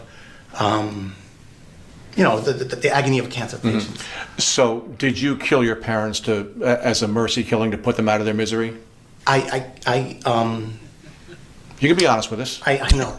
I'll leave that for the statement that I put on your website. The statement doesn't mention that. I know. The statement does not mention that. Right. I want to hear from you. Yeah. What did you do to your parents? I buried them in their property. Okay, well, hit pause. Okay. That's one. You buried them in their property. You understand that doesn't make it legal. He's got a little bit of a lisp. Well, that's probably the least of his concerns. You ever think about getting that list taken care of? Yeah, once I get this all squared out, maybe I'll work on the list. What do you think I was doing with the Social Security payments? I thought if I get the Social Security, I'd get the list taken care of. What was their property? I love the way he phrased it. I buried them on their property. It's theirs. It's weird. It's their property, yes. But they paid the... I could do what I want. No, you're right. You're right. Are you paying the government for that property actively? Taxes? Yeah, you get tax benefits if you bury somebody in your property. Well, you have to turn it into a cemetery, right? Correct. If you don't go through the proper channels, you're just doing an illegal thing. Maybe he wasn't aware of that. Oh, like maybe he just got it. Somebody just called him. You get tax benefit. Oh, really? Oh, okay. Oh. They just passed away from natural causes here in the house, so I guess I'll just get these tax benefits. All right, you get to play. In the backyard of that house in Albany. Right. At what point did they become deceased? I need to see a calendar. What? Sometime August 2017. And did they die at your hand? That's the question. Okay, nice. That's a good question. That's a good question again. He's looping back to it. I like that. Right. I'll have to leave it for that statement. But that's not in the statement. And I think it's important for people to know what happened to your parents. Right. They were your parents. You loved them. They were deteriorating. What did you do? I will... Don't tell me you're going to leave it to the statement, because it's not in the statement. I know. What did you do to your parents? My goal is for the American people to recognize that there's 40 million boomers. They're all going to go through the same kind of problems. Mm-hmm. It affects all of us, and we need to widen up the law so that people can deal with these kind of problems in a humane way, in a whatever way that... He's sitting down at this interview right now. He's like, my intention... you can have pause. I did my intention is to really get my messaging out there, and I think this guy's going to get me a murder charge. This is a bad idea. No, he just wants to widen the laws so that you could just kill your parents. The boomers. He's trying to help these boomers. There's so many boomers. Okay, boomer. He's tired of hearing that. Yeah, everybody says, okay, boomer, but actually, I'm Gen X. I'm not a boomer. You're wrong about that, so don't do this to me. He really thought he's a nut. He's a lunatic. He thought he's going to get on TV and go like, yeah, let's advocate for widening these laws. And then the news guy is like, I was thinking of another law we can advocate for, the one that says you can't kill people. One of the many that Ted Cruz is in favor of. Let's go back. So you ended their lives. I won't. You're saying that without actually saying that word. I want to hear you say that word. You've ended their lives. I have to give them mercy. You're saying. I have to plead my Fifth Amendment rights until I can disclose it with my statement there. Did you have any concern that whatever you did was wrong? I would never have done such a thing if I ever did it. Now he's going OJ. Wrong. So you believe what you did was right. You believe taking your parents' lives was the right thing to do for their sake. If I did it, absolutely that. But you did do it. Can you? You can go back 1 second so we can hear that addressed. You're in Dutch when it's like, how did OJ do it? Oh, okay, I'll just do it like that. If I did it, then yeah, it was totally fine. Hey, this is theater of the mind. But that's a big if. Sorry, I don't think you know what theater of the mind means. I heard it on the radio. I don't know. That's why Howard was okay with doing the stuff that he did, right? Theater of the mind? No. Oh. But you did do it. Let's hear how he responds. Absolutely, that. But you did do it. You're saying to us that you did it. There's a statement there that we'll deal with more later, if you want to know. Lawrence, I appreciate that, and we'll talk about your statement, but show me where in the statement it says that you killed your parents. It doesn't. It doesn't talk Right. about the fate of your parents here. You Right. keep talking about the statement answering my question, but the statement does not answer my question. No. It's the question people want to know. And I think they need to hear it from you. Yes, there's time for that. And I think now's the time. Did you kill your Figure it parents out. to put them out of their misery? My concern for their misery was paramount. And it was a huge burden to have to face this coming up. What was a huge burden? You know, Nope. this is a horrible situation. Sure. So you alleviated that burden. You're a good questioner. Good questioner. I have to check my wasn't memory counting on rights, until the You know right what? time. Hit pause. That might be good for production. You're a good questioner. You're a good questioner. Because people have said that about me. You know, I'm doing these interviews. They go, man, you're a good questioner. And I'm not even talking about this stuff. Usually just talking about whatever project they have to promote. You're a good questioner. Attorney, I'm not an officer of the law. You know, you don't have to say that to me. Yes, but I mean, whatever I say here is going to be held against me elsewhere, right? Of course, but you probably answer to a higher authority anyway in the long run. So I think you can tell us what happened. Hit pause. Did you kill? I mean, he's trying everything here. Going like, hey, listen, God knows what you did, so you might as well tell me. Am I right? Oh, you're a good questioner. Yeah, but they're gonna put me in jail if I say I did that. Yeah, I mean, God already knows, so you might as well say it, right? I mean, he's got 1 million of them, this guy. I don't know why this guy, I mean, is this guy stuck in Albany? He should be in market number 1. He should be in New York or Los Angeles or something. This guy's great. Did you kill your parents together at the same time in the same place? What method did you use? All that kind of stuff I would answer later with that deal with the American people. But I can't, The I'm not American going people. to speak about such things like that. But you have a chance to tell the American people right now. I want their feedback on my statement. Then I can believe that I can tell the truth uninhibited. You don't think you're going to get better feedback if you're honest with them? Look at that hairdo. And tell us what happened? I put things in the right order that have to be in the right order. But it's very important that insofar as exculpatory material. There you go, nailed it. The police have that statement from my mother regarding what happened to her, crossing the street at Wolf Road, falling down, you know. And she also had a problem with, she mentioned she was Go getting forward lines to in her about, eyes. go forward 30 seconds. Go forward to about 6:05. That was another part that I like that he's looking for feedback from the American people. But he wants the feedback from the American people on the law that he is putting forth. Please don't ask about exactly what happened to his parents. Yeah, I get that. Like sometimes we'll be writing production or something. It's like, hey, Troy, can you give me a little feedback on this? Let me know what you think. By the way, He's doing this with like laws of killing your parents. what happened to your parents? And you're like, no, just the production, please. Yeah, no, I'm stick, just. Do you think this is funny? just stick to the production, where everything has to be in order. It's not time for that. Do what they couldn't do? Implicitly, but not explicitly. So you were just granting their wishes? My mother, after my sister died, my mother would give me these do not resuscitate things every few months. And she wanted to die, given her grief for my sister, her daughter. And you love your parents and you wanted to honor their wishes? You know, there's something special about our family that we can somehow read each other's minds. And It pause. Red flag. Red flag. I'm at that Jubilee surrounded. Red flag goes up. Ryan Murphy just perked up. What? Oh. Now, imagine him, but very sexy. How do you feel about your mother? Yeah. Oh, what if it was... You said you had a sister? Sexually? Is Timothy Chalamet available? Yeah. And by the way, wait till you see how handsome this news anchor is, too. It's Clooney interviewing Chalamet. No, it's pretty much what happened. I mean, that to me, when you go, no, here's the thing.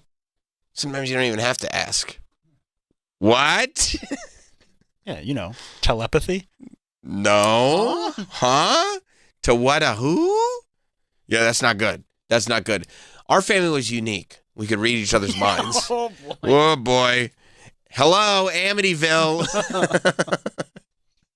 Because I get the point he's making. Well, there is a discussion to be had in caring for the elderly, assisted. Mercy, of course. yeah. I don't think that this is a Dr. Kevorkian. What about like burying them in the backyard and continuing to collect Social Security? That I don't think there's as much of a discussion about. Okay, all right. Okay. There's less of a discussion about that. We're all kind of clear on what happens after. After, I think we go standard funeral, cemetery, Social Security dries up. Okay. I think that's where we go with that. And also, the consent, the level of consent, in order for this to be legal, the level of consent has to go so far beyond I could read their mind that I can't even begin to have the conversation. Also, it would probably have to be done by some kind of professional, not the overweight son. Why? I mean, you could just say son. In this case, he's an overweight son. The overweight, lispy, balding son. Wow, balding is being kind. His hairline starts at like the back of his crown. That's a skullet. He definitely has a skullet. He's going for the Hogan. He is. But Hogan had that beautiful Barbie doll hair. That's right. No, Right. he kind of looks like Robert California. He does have a Robert California. Like just more receding. Yeah. If he put know my name. If he put a hat on, he'd be Robert California. You know, the interesting thing about families is there's a degree of telepathy, don't you find? I guess so, Robert. All right, let's finish up with this good son. We can. That's grown-up Elijah Woods. Minds. And so being things explicit isn't necessarily, I could complete my grandmother's sentences for her, and she would say, "Wow," So I mean, what? She would say, "Wow."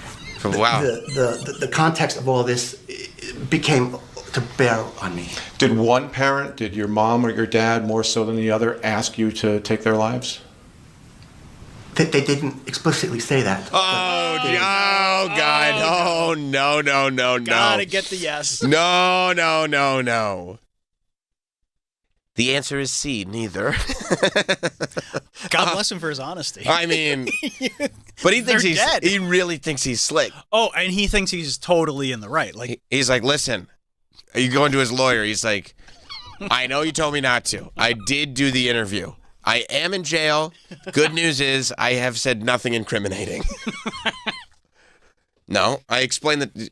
Yes, I did explain the telepathy. Yes, I did. Yeah, I told them I could finish my grandmother's sentences, and she would say, "Wow."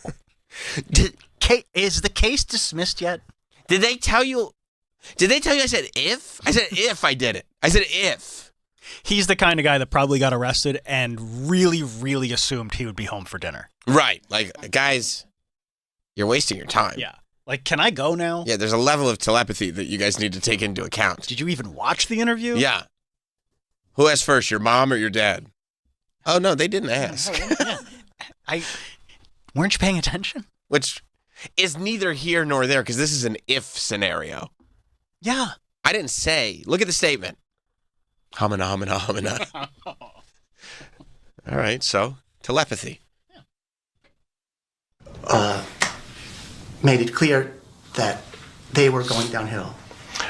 When it actually happened, when your parents died, did they know it was happening to them? Oh, yeah. And they knew it was at your hand? Yeah, oh boy, it paused again. This is the end of the. All right, go back. I want to hear that soundbite again then. Oh yeah. Yeah. When your parents died, did they know it was happening to them? Oh yeah. Oh jeez. And they knew it was at your hand? He's not answering that. No. Oh yeah. Oh yeah. I said I'm killing you. Yeah. Wrap my hands around their neck. Yeah. This plastic bag didn't get over your head by magic. Oh, they knew it was over. Yeah. I looked them right in the eyes. Yeah. They were like shaking their head. No. I was like, I know what you're thinking. Telepathy works. Just to see how they would react, I'm going to have my parents watch this video, be like, how disgusting is this? But then at Thanksgiving, start trying to finish all of their sentences.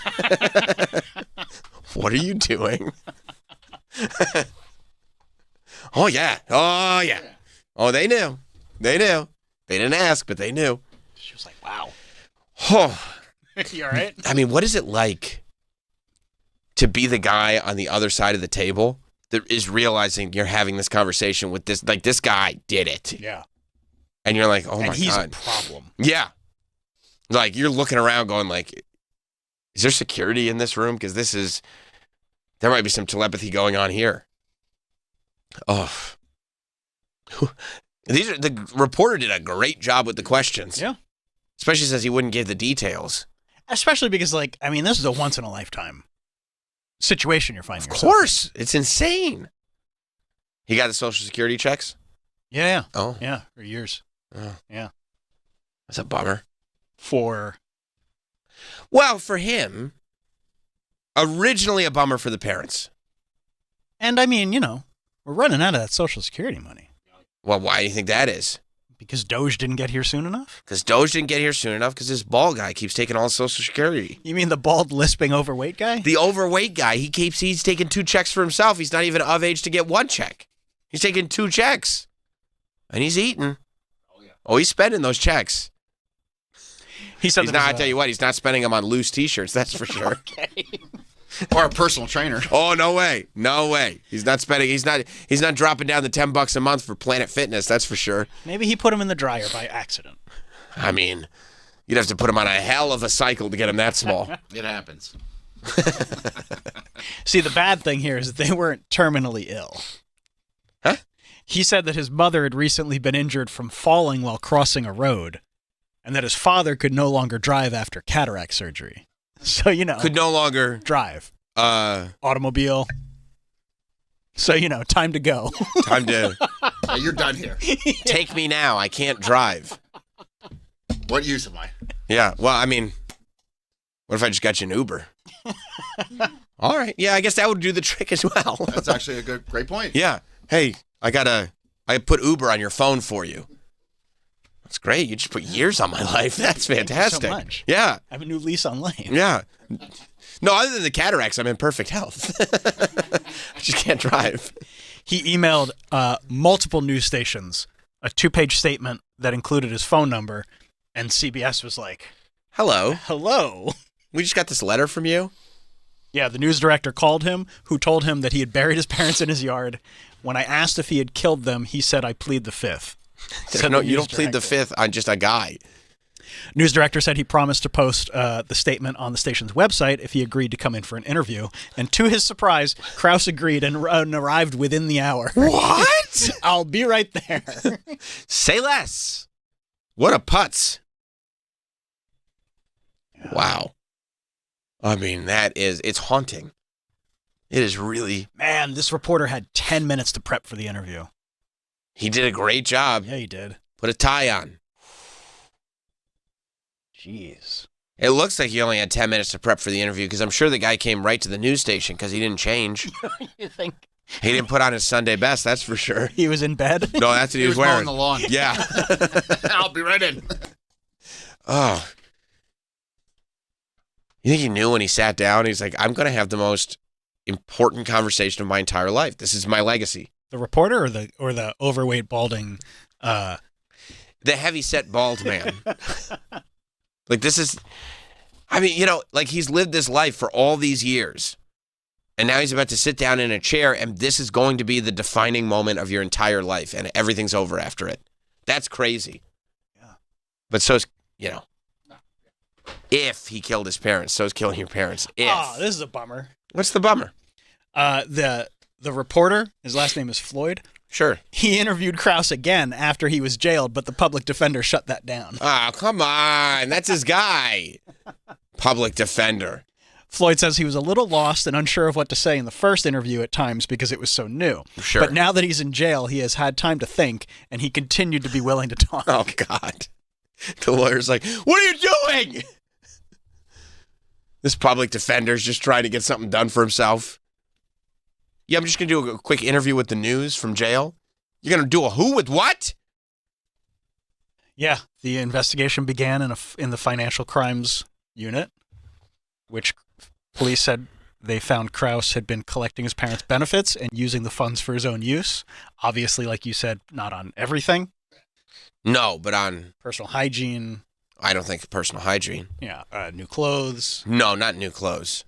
7-Eleven. No one had reported the couple went missing. Big Definitely gulps. 7-Eleven, yeah, big gulps. Big the big gulps. ones. Oh, yeah, yeah. Biggest size. XL. Yeah. Neighbors thought they had moved back to Germany because that's where they were from. With a name like Krause. Yeah. Wow. They did not. They were in the backyard. Whew. That is scary. He'll be fine. You think so? Yeah, Ryan Murphy's going to make a show after. That's true. And I'll tell you what. Sexy show. With his sort of just vibe and the crime that he committed, he'll probably do very well in jail. He'll probably really like him. Poor decision makers don't do well in jail. You know what I mean? Like, his instincts are just hideous. Yeah, they're the worst. So, like, I mean, I can't imagine. We were talking about reading a room earlier today. Talking about not reading a room. Hey, I know you have a political cause. Can you sit down, talk about burying your parents in your backyard? Yeah, but we'll focus on the politics, right? Yeah, of course. yeah. Oh. All right, let's take a break. He was ambushed like Don Lemon. You think he was ambushed? Yeah, remember when Piers fucked him? I didn't realize this was a gotcha interview. I didn't realize I was dealing with gotcha journalism here. This is what your people told me. Yeah. You're talking to my people, not me, right? I think you're being a dick. And maybe killed your parents. All right, we'll take a break. Mike Vecchione is stopping by after the break, so stay right there. We'll be right back. We'll be right back with Sam Roberts Show. Hey everybody, it's Conan O'Brien, and guess what? I've got my own channel, Conan O'Brien Radio, here on SiriusXM. Tune in to channel 104 for exclusive interviews with your favorite celebrities, hilarious moments from all my TV shows, showcasing some of the most absurd and hilarious moments from my decades on television, and episodes from Conan O'Brien Needs a Friend podcast and Andy Richter's weekly call-in show. Don't miss out. Conan O'Brien Radio, channel 104, or anytime on the SiriusXM app. Spice up your fall with exclusive music specials and more in the SiriusXM app. You put me on and said I was your favorite. From cozy acoustic mixes to rowdy October Stadium. He caught it! No way! As they face off against Myles Garrett and the Browns. We gotta win every time we step on the field. It's Sunday morning football. Snooze off. Game on. This place is going nuts. Sunday, October 5th at 9:30 a.m. Eastern, only on NFL Network. This episode is sponsored by BetterHelp. Look, we all have people that we go to when we want to discuss the problems going on in our lives, whatever issues that we're facing, whether that's the group text, whether that's friends at work. A lot of them aren't even listening. A lot of them are so concerned with their own issues. They're not paying attention to you. They're just smiling and nodding. That doesn't help. If I were you, I'd go to BetterHelp.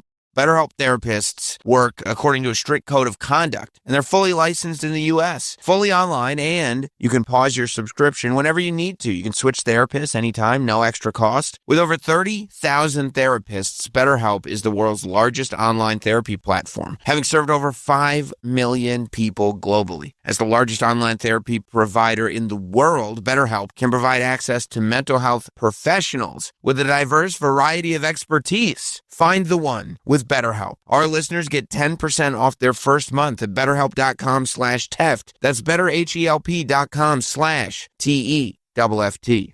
See website for details. BillsHappen.com is not a lender. It does not make credit decisions. Must be 18 years old. Not available in all states. Honey, everything is so expensive, and our bills are piling up. You're telling me credit cards are maxed out, rent is due, and the car payment's right around the corner? We need some extra cash. We should do what my friend from work did. She went to BillsHappen.com and got the money she needed the next day. Our credit is not great. Are you sure that would work for us? BillsHappen.com is one of the largest personal loan networks. They can help people with all credit types get up to $5,000. Sounds like it's going to be a hassle. My friend said it was super easy. She did it right from her phone during her lunch break. If you have a regular source of income, you can be approved for a loan for up to $5,000, and your cash can hit your bank account the next day. BillsHappen.com's lenders have millions of dollars to lend, regardless of your credit history. Guess what? I went to BillsHappen.com, and we're getting our money tomorrow. Wow, that's fast. Problem solved. If you need extra cash, go to BillsHappen.com. That's BillsHappen.com. BillsHappen.com. Chuck McDowell, here to save you money with Red Pocket Mobile. At Red Pocket, you get wireless service starting at just $10 a month for unlimited talk, text, and data forever. Plus, Red Pocket gives you all 3 major 5G networks to choose from for the best coverage you've ever had. Red Pocket Mobile, your new ultimate cell carrier. I see Red Pocket Mobile. Red Pocket Mobile. Oh, Red Pocket Mobile. Hear the music that took her from the streets of Medellin to sold-out stadiums around the world. Hi everyone, this is Karol G and welcome to Karol G Radio. The stories behind the anthems and the moments that turned heartbreak into hits. Bold, unstoppable, 100% Tropico Queta. This channel is for all my fans who've been on this journey with me. Karol G Radio. For a limited time starting Friday on Channel 79. Or listen now at home with the SiriusXM app. Chuck McDowell, here to save you money with Red Pocket Mobile. At Red Pocket, you get wireless service starting at just $10 a month for unlimited talk, text, and data forever. Plus, Red Pocket gives you all 3 major 5G networks to choose from for the best coverage you've ever had. Red Pocket Mobile, your new ultimate cell carrier. I see Red Pocket Mobile. Red Pocket Mobile. Oh, Red Pocket Mobile.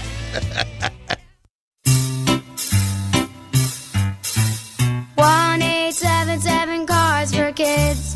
KARS Cards for Kids. 1-877 Cards for Kids. Donate your card today. 1-877 Cars for Kids. KARS Cars for Kids. 1-877 Cars for Kids. Donate your car today. Ready to get rid of that old car? Donate it to Cars for Kids. Call 1-877-CARS-FOR-KIDS to reach a friendly live agent. Donation's super easy, and your car can be picked up as soon as tomorrow. Call us now, 1-877-CARS-FOR-KIDS. That's Cars with a K to donate your car today. 1-877 Cars for Kids. Donate your car today. Did you know you can donate real estate too? Go to carsforkids.org. That's carsforkids.org. Now that I'm a dad, I can't stop thinking about what would happen to my kids if something happened to me. I want to make sure they can stay in the house and still go to college if I'm not around. Yeah, that used to keep me up at night too. It's why I finally got life insurance from Ethos. I needed to know my family would be financially secure if the worst happened. Honestly, I keep putting this off. It seems like a huge hassle. Ethos made it easy. I got it done in about 10 minutes all online. No medical exams, just had to answer a few health questions. Wait, that's it? How much are we talking? It's affordable. I got $2 million in coverage for around $2 a day. And Ethos can get you your lowest rate across their trusted carriers. It will give you some peace of mind. I know I sleep better at night. I never realized getting life insurance could be that simple. Get your free quote at ethos.com/bonus. That's ethos.com/bonus. Ethos.com/bonus. Rates may vary. Billed monthly. Sample rate 10-year term life policy for a 35-year-old healthy non-smoking male. Pure opportunity. It's what Michigan is all about. The opportunity to do more. The opportunity to connect with the best talent. The opportunity for people of all backgrounds to grow and expand their business. The opportunity to live and work in a state where paychecks go further. The opportunity is now, and it's right here in Michigan. Visit MichiganBusiness.org to discover all the ways the Michigan Economic Development Corporation can help your business thrive.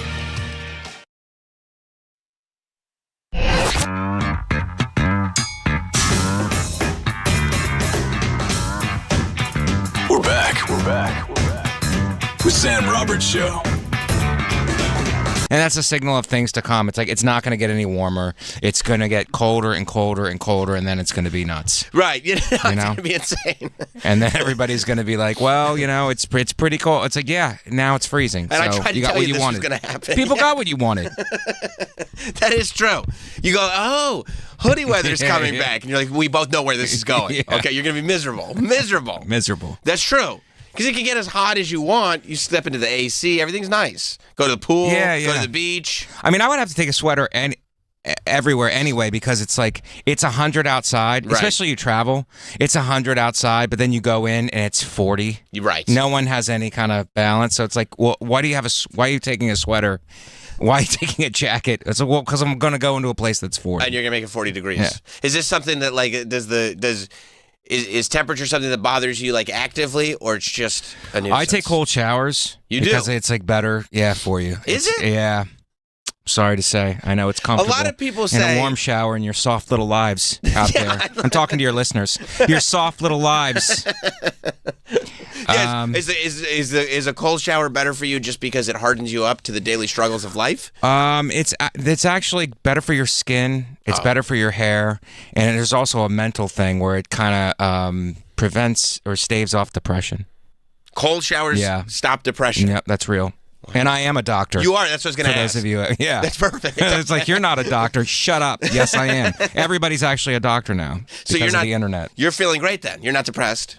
I'm not depressed. I just started doing hot yoga again from the yoga pandemic. should be hot. Well, yoga's hot. Shower's cold. But if you take a cold shower, then you can smoke. Oh, so it all offsets each other. I'm just letting you know what the rules are. That's great.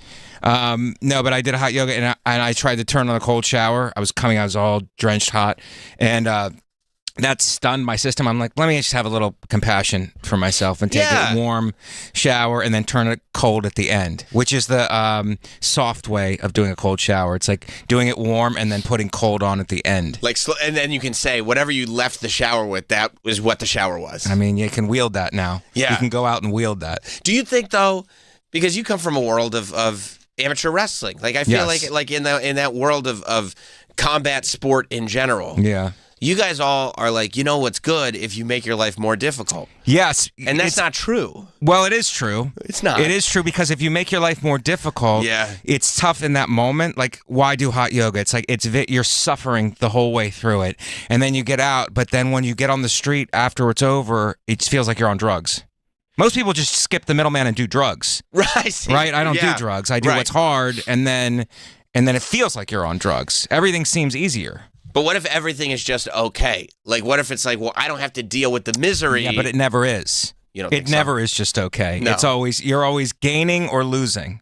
I see. Yeah. I see. And you want to make sure that your losses are heavy so that the gains go way up. Yes. The loss is heavy because you mentally prepare when you're in the moment for the losses. It's happening. You get through it. You breathe through it. And then on the other end of it, you're like, I'm in bliss. I'm walking around in total bliss. That's right. And if you're in control of the losses, like you're the one who made the cold shower. Yes. You're the one who chose to do hot yoga. Yeah. You're controlling the losses. That means what the universe throws at you. No. You're hardening yourself. That's right. For the real losses. That's right. You know what I mean? Like tragedy, whatever. The tragedy of life. Right. Life is going to happen. And it's going to suck. Started off as a joke, but they're getting serious now. You know what I mean? Like it started off as sarcastic, but now I'm being really serious. It's like you harden yourself, and it's all like listen to David Goggins. I tell people that's where it's his whole thing, where it's like you harden yourself, and then you're able to handle the tragedy of life. But do you think that you leave yourself open for like that soft underbelly that is actually good? What's the soft underbelly that's actually good? Love, compassion. Oh, you can open it. I'd say you're more available for that. You think so? Yes, you're more available for that afterwards. You're not going, don't let me enjoy this too much because something's going to come and hit me in the head with a baseball bat. See, that's the discipline of it. The discipline of it is when you're enjoying it, you really got to be in it and enjoy it. It just feels so rigid. Yeah. Well, you live a rigid life. It's discipline. Right. Look at this haircut.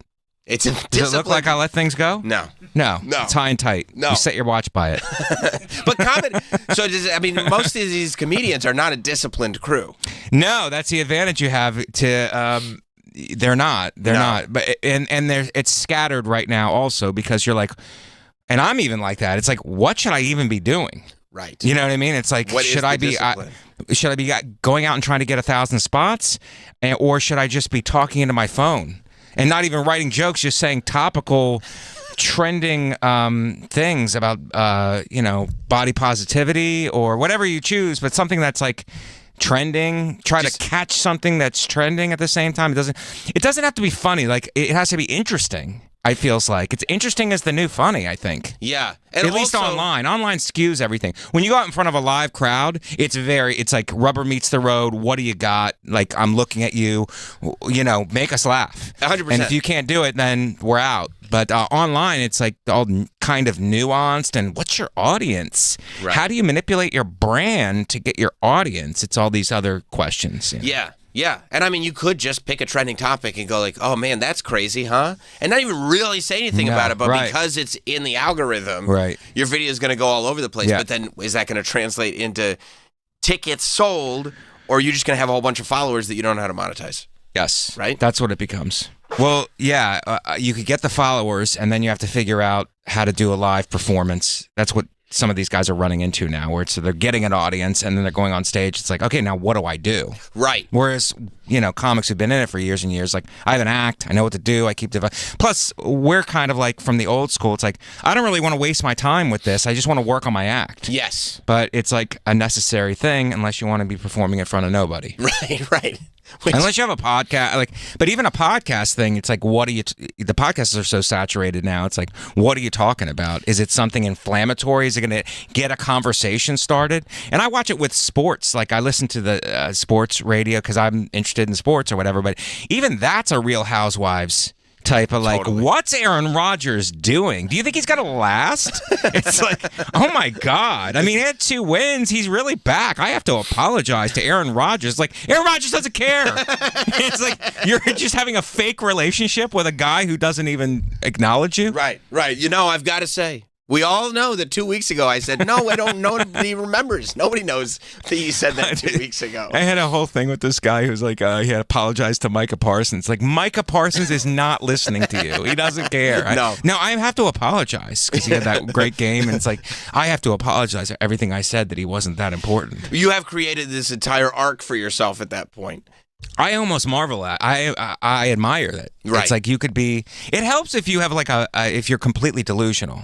If you're completely delusional and it's like put a mic in front of them. Yeah, because then they're just talking in circles, and that's actually helpful. It's actually good. Yeah, it is weird. It's weird meeting like radio people that are like that, where you go, oh, this is an entertaining show. Like they're doing this, and then you talk to them off the air, and they're still like, yeah, I gotta say to Bob, and I'm like, this is your life? Yeah. You gotta be kidding me. I thought this was an act. It's like you are severely, Yeah, you're not a genius. You're brain damaged. Right. You do. Yes. You want to be in a room just talking in circles into a microphone. That's what it is. That actually helps everything. Yeah. And you'll have a great career. It's a wild thing. But you've got to be enjoying, you're an Eagles fan. You got to be enjoying the NFL season It's thus great. far. It's fantastic. And I wish they would get the receivers more involved, but I'm happy with the wins. The wins are awesome, but that whole argument has happened now, where it's like, well, they're getting the wins, so just shut up. It's like, well, you can always improve the offense. You know what I mean? Like, get the receivers, it's so talented. Get them all involved. Is that because you worry that you want to keep going with the wins? Yeah, because you're going to play these rougher teams. You're going to play the Buffaloes and these people in the future, and it's like you got to be ready for those guys. You know? And you're not going to win. They're not going to make mistakes. I mean, I'm following this. I can't believe how angry these Mets fans are. The Mets really, because I'm not a baseball guy. Check bro. out. Yeah. The Mets fans are so angry that the team owner's wife had to change her email address. Oh, wow. Because they're emailing her. Because I guess, the Mets set themselves up and they made everybody believe that this is going to be the season. And if I'm not mistaken, they were in first place before the All-Star break, right? Yeah. They had the best record in baseball at one point. Best record in baseball this season. Yeah, when you say at one months point. into the season. And they collapsed? They didn't make the playoffs. They had the highest salary in baseball. Like, they were paying more money for their team than anybody else. Right. And somehow, after the All-Star break, they completely collapse. They don't make it to the playoffs. Wow. I saw Steve Cohen, the team owner, had to write like an apology letter to the fans. That's so funny. Which is, I mean, crazy. Look at this. Mets fans everywhere, I owe you an apology. You did your part by showing up and supporting the team. We didn't do our part. We will do a post-mortem to figure out the obvious and less obvious reasons why the team didn't perform up to your and my expectations. By the way, I'm sure most Mets fans will tell you exactly what happened. He should have just called it an autopsy. Yeah. Post-mortem, it's like we should have doing. Wow. Oh, I love this too. We're all feeling raw emotions today. Almost like, hey guys, let's not say anything we can't take back. I know how much time and effort you've put into this team. The result was unacceptable. Your emotions tell me how much you care. Oh, and continues to motivate the organization to do better. Thank you to the best fans in sports. That's so great. They find it, his wife's email, and they trash her, and they've got a lot of spirit. Yeah. They burn your house down. They're emotional. It's bobblehead day. What do you expect? It's love. I love that. Yeah, she had like a day after this apology went up. His wife was like, I'll be taking down my social media and also my email. I've deleted the account. Wow. I mean, I've never heard of somebody deleting the email account. I say leave it up and just let them talk. Yeah, let it be a sounding board. let them just talk. Yeah. If you're going to delete it anyway, don't check it. Don't tell them you're deleting it. Right. Let them wear themselves out. And just do stuff to throw gasoline on the fire. It's like, looking forward to next year. Yeah. Just auto replies going, thanks for your continued support of the New York Mets. So great. Let's go, Mets go.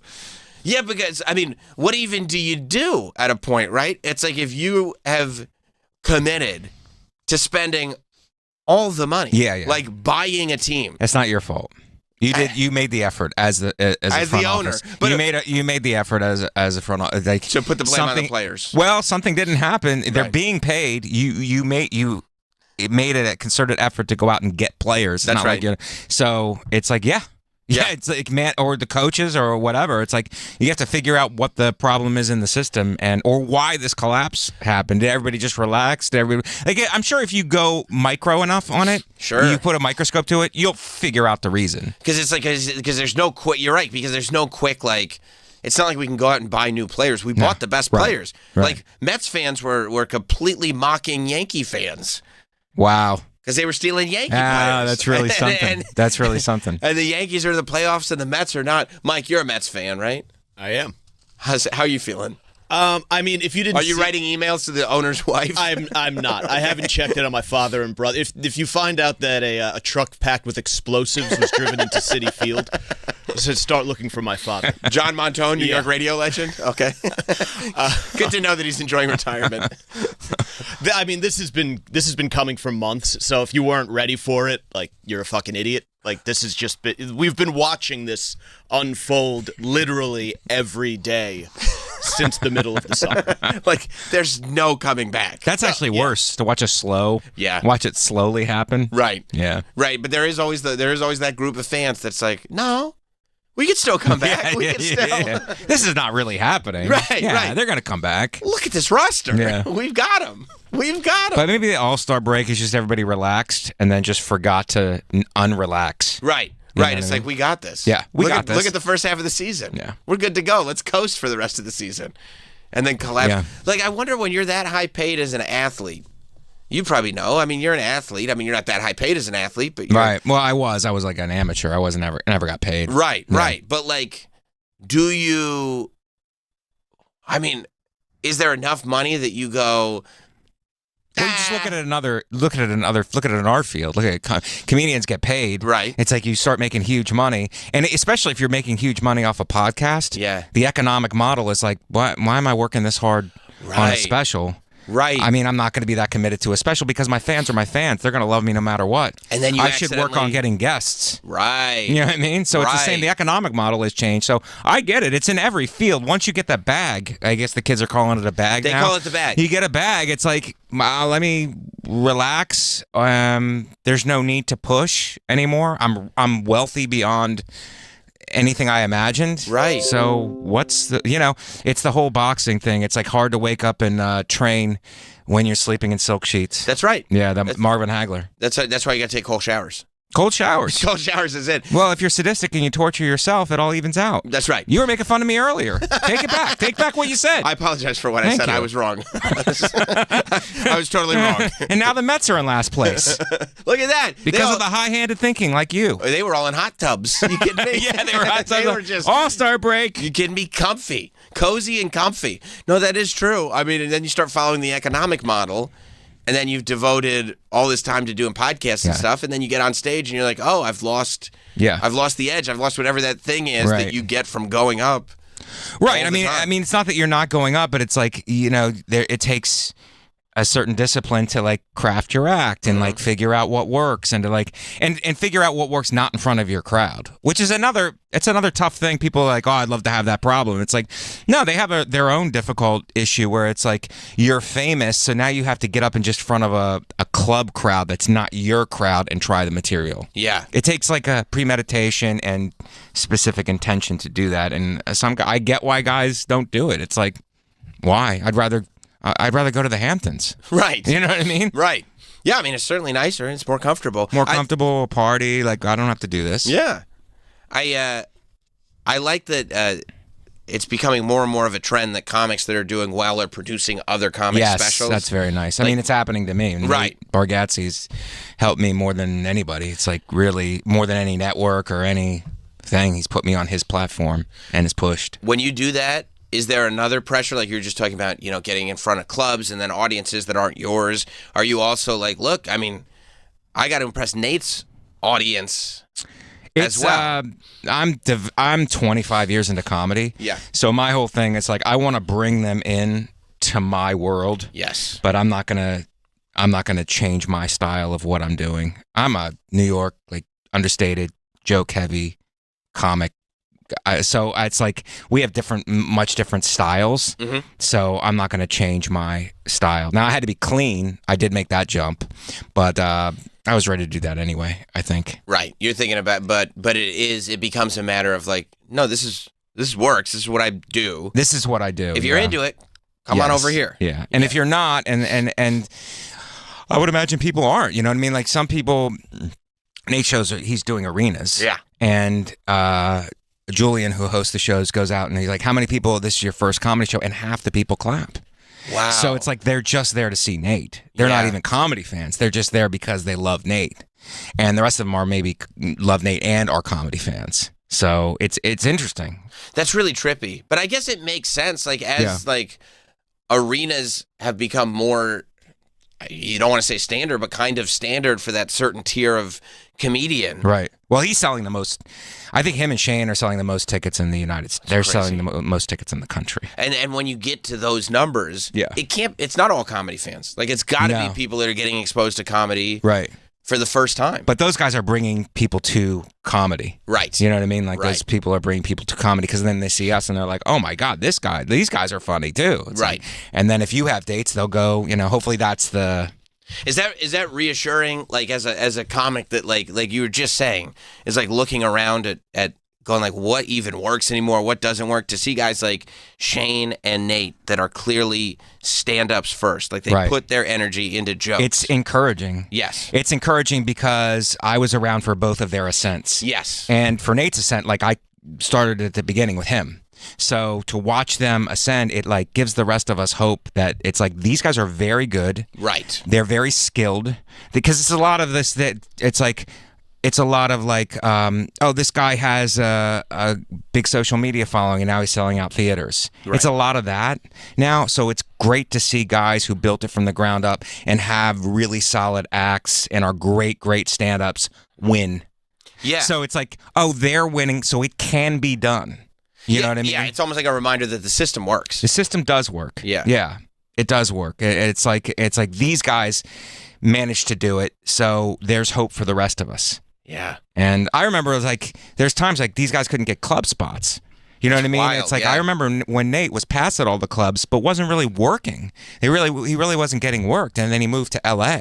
He's like, well, it's the most that I could do here. And maybe that, like, there's something in that. Right. There's something in having the balls to be like, I'm going to pick up and move to I'm going to pick up and move. Yeah. And try another scene. And it's like, well, what about this? We have more spots here. What are you doing? It's like, I've just done all I can, and I'm going to have I'm gonna get my guts up and my blood up, and I'm gonna go somewhere else, and I'm gonna do it somewhere else. There's just energy. Well, I don't know if you believe in like energy or the universe, but there's something in that move that is good.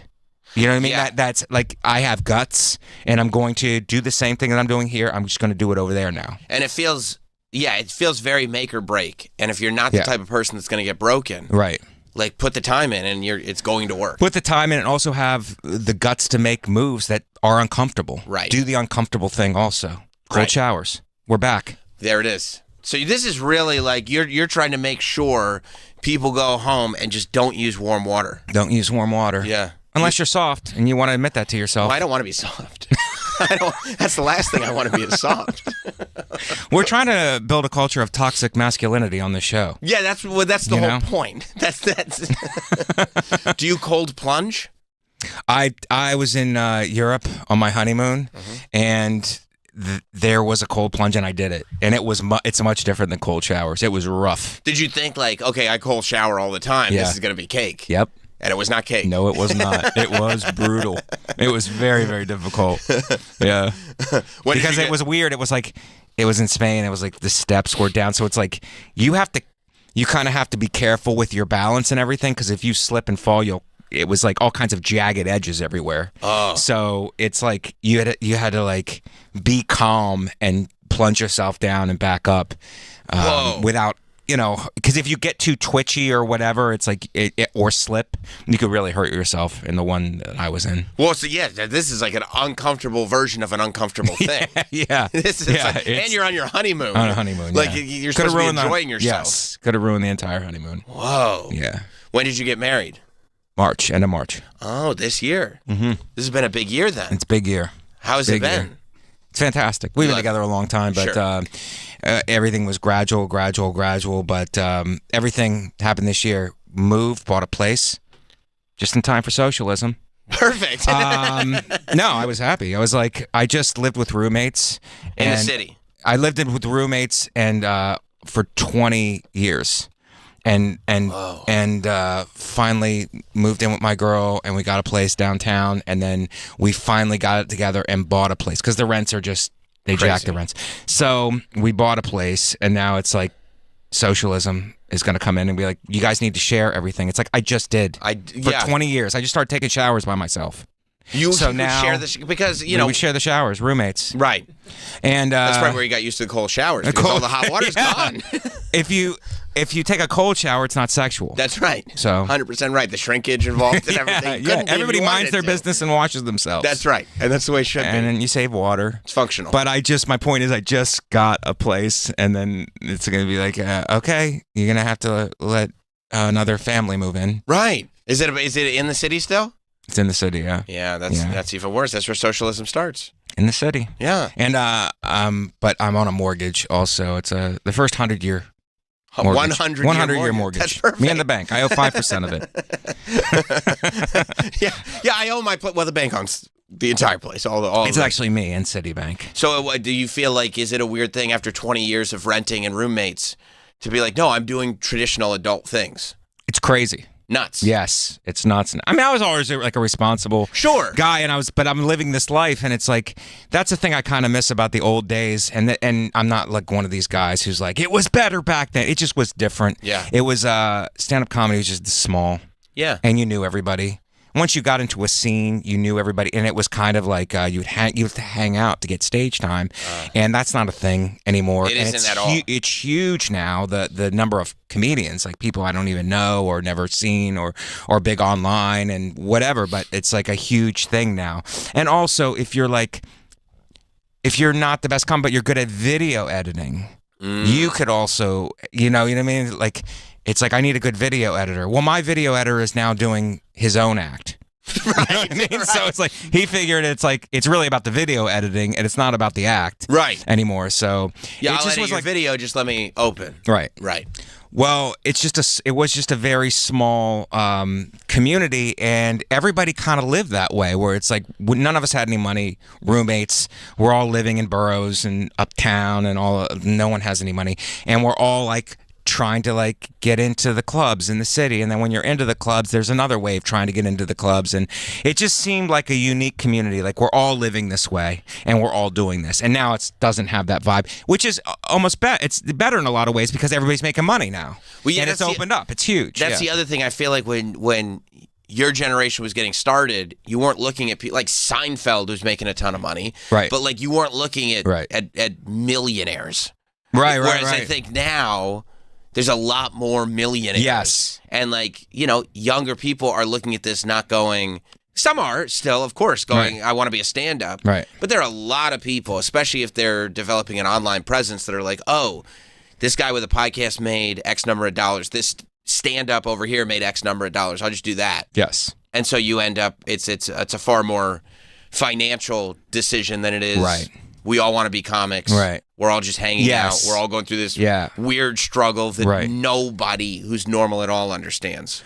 Right, because there's no immediate payoff for it. Like hanging out at the clubs or getting a spot at the clubs. Like, oh, I got a spot tonight. That was a big win back then. I got a spot at the Boston Comedy Club tonight. That's a huge win. I got on stage. You know what I mean? I feel like a New York City comic. Like, there was no immediate payoff for it. Maybe down the road, like you do a live at Gotham. Comedy Central had its little system of how they would develop comics, premium blend, live at Gotham, and then maybe the next year you try for a half hour, and it's like, I didn't get it. I remember I didn't get it after my live at Gotham. It's like, I'm going to get it. I'm going to be better next year. Right. I'm going to give it a year and try again. I'm going to try again. I'm going to work so hard and try again. But there was no immediate like payoff like there is now. That's interesting too about stage time, because it's like, the payoff is getting on stage, except then at some point, people were able to have their own stages on their phones. Like they can connect to an audience immediately. Yeah.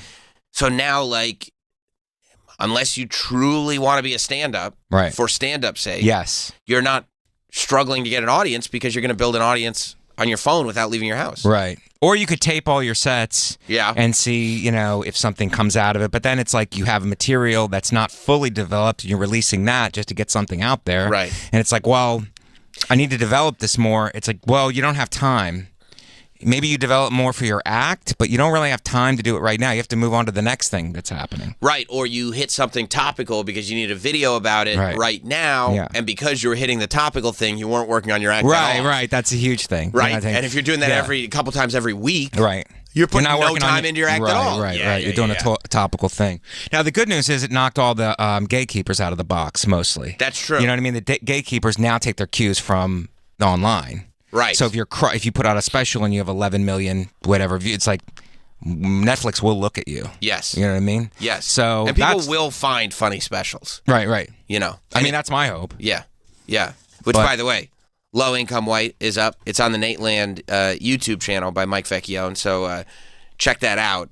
But yeah, I do think that happens, and I also think that YouTube became like its own avenue for stand-up specials. No, it's great. It went from Comedy Central to Netflix to going, like I think if you say I have a special, people expect to be able to look it up on YouTube. If you're unknown, YouTube is the place. Yeah. Because everybody can access it. Yeah. No one's paying for somebody that they don't know. You know what I mean? So there's no more giving it a chance. No. So it's on YouTube. I'll check it out, and it's like good. It's like, check it out. Feel free. And they are. So that's a good thing. Now, the other thing is like you get the good and you get the bad. It's like people's attention spans are lower. So you have to front load. You want the special to be good all the way through, but it's like you got to get their attention in the front and so make sure they don't turn it off. Right. And you can actually see on the chart if you're looking. Right. The exact moment that everybody decides that's enough. Yeah. I saw it. That's enough of that. Wow, yeah. Yeah. And then there are people who like will program now that special for YouTube specifically for that audience so that it moves in a certain way where at this moment it has to move like that so that people don't drop off. And if I can get them for 5 more minutes after here, then I can keep the consistency going. And with clips also, it's like maybe I can win it with clips. Right. And then what clips are you doing? It's like, and to your point, it's like, where do you spend your time? Yes. It's like I could just write what's organically going on in my life. Like I just went to Spain. I have a bit about tapas. Or I could write a racial joke. Like a racial joke feels like it would do better. Right. Just because of the inflammatory nature of it. You know what I mean? Like you're dipping into your actual personal life and feelings, and this means something to me, and there it is. There's the funny, or trans. Up to you. The trans thing is huge. It's like you're going to alienate people, but you're going to get a lot of fans. Right. It's like, but you got to stay grounded in what you're doing, and people respect that. Right. And then later on, you go, I didn't really mean that. I was just joking, and now you've lost all the audience. Everybody hates you because you're a clown. Right. Right. You're a clown who you waver. If you waver, you're dead. Yeah. Yeah. And you're like, I have thought to I was just going to tell jokes. Yeah. You have to stand firm in what you believe. It really is a wild thing. Yes. It is. It's a wild, but it's, some of it's good and some of it's bad. But that's the way it should be, I guess. Yeah. It's just changed. And it's not specific to stand-up. Like, we get caught up in our own little worlds where it's like, oh my God, stand-up is changing. Like, I can't keep it. It's like every business has had to go through this. Yeah, imagine being a radio show host and being like, why do all these fucking comedians have to do podcasts? They're all better than Or some of them aren't. Right. Some of them aren't better.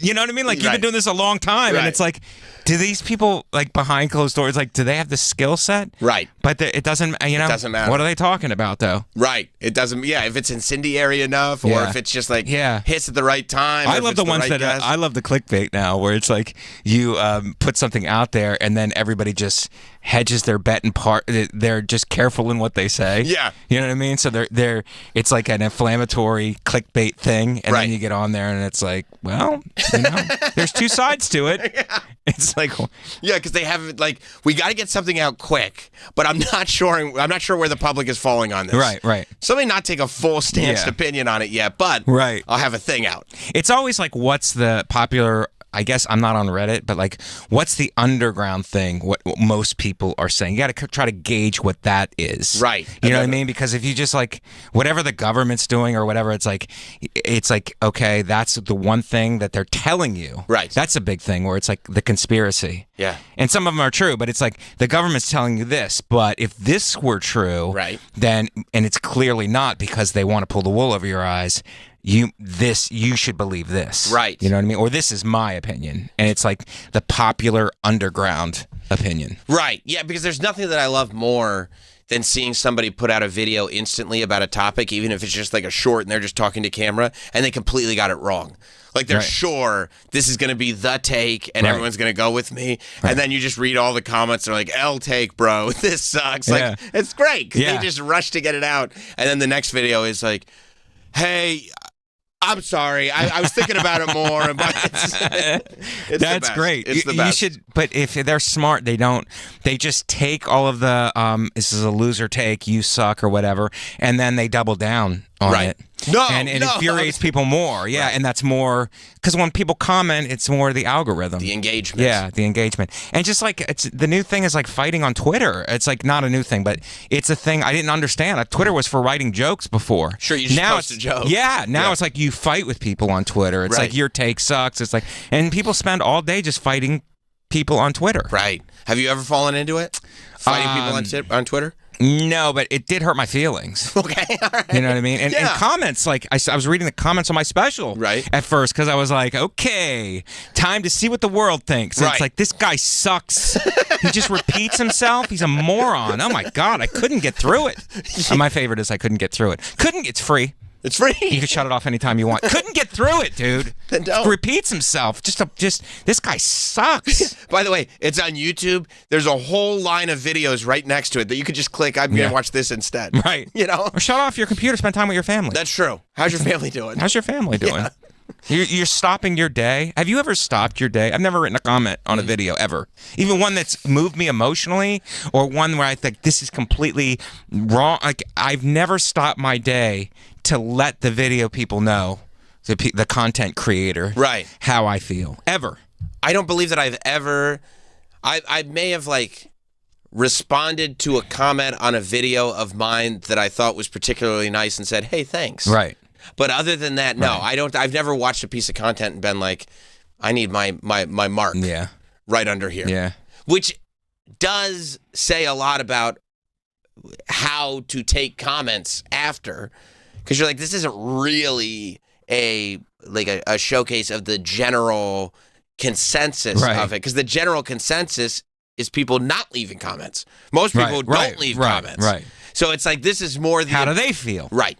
So what you're saying is they should be required to leave a comment? Everyone should be required to leave a comment. Or you can't leave your computer. Can't. Or maybe you get a shock. Some kind of AI where you can shock the person until they increasingly the farther they go from their computer, they get shocked more and more. That's right. Or maybe even like something as simple as, look, you've connected the locks of the doors of your house to your internet. You're not getting out of your house. Oh, I love that. You know what I mean? And it's possible now with AI. 100%. Or maybe you could just have a sex robot lock it. I assume we're all going to have those. I would hope we're going to have those, but I'm worried now, right? That I don't know if we're going to get them in physical form. I think we're going to get them in goggles. Oh, really? Yeah, I think that's the move. That I always thought there would be a full-on sex robot, but I think instead, because I saw just today before you walked in, I was looking at, as I do, Mark Zuckerberg's Instagram stories. I thought that the sex robots already were here because I just assumed everybody was having sex with their Roomba. Just those little bristles going at you. It's vacuuming. It's vacuuming. What else could it do?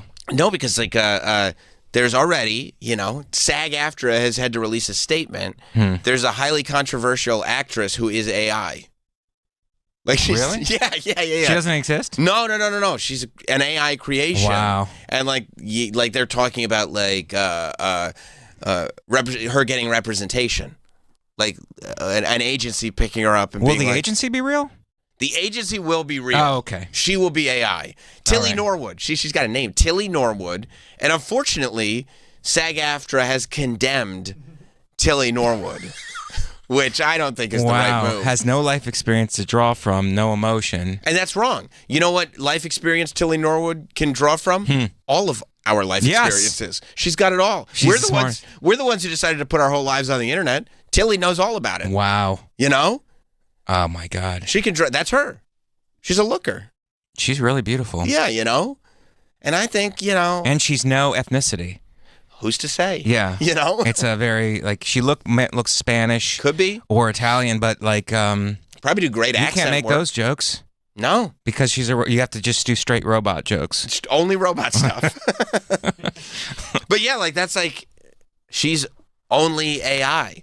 And then I see Zuckerberg's all excited because he's putting out his Ray-Ban glasses that not only now have a camera in them, but there's a display on the lens.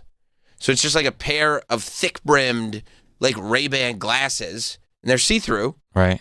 But there's a little display on the corner of the lens, so you can kind of glance down, at your phone that's on the lens of your glasses. Oh, wow. And so if you could take that technology and then add a Tilly Norwood, just because she's not in the room, if she's in your glasses will make it look like she's in the room. You're holding hands with, it looks like nobody. Right. And now, or you're Tilly Norwood. Or you're making love. You're making love. And people just walk in and they see pelvic thrusting going on. But it doesn't feel like anything. You need something to stimulate you. I guess some kind of fleshlight. Yes. Wow. There's probably a fleshlight scenario. Wow. Yeah, I mean. So it'll feel like you're making love to a Hollywood star. Tilly Norwood. If you just look at the situation from the outside, it's the saddest thing you've ever seen in your life. Or even just in your peripheral. Yeah. It's not good. You don't want to make a video of it, that's for sure. No.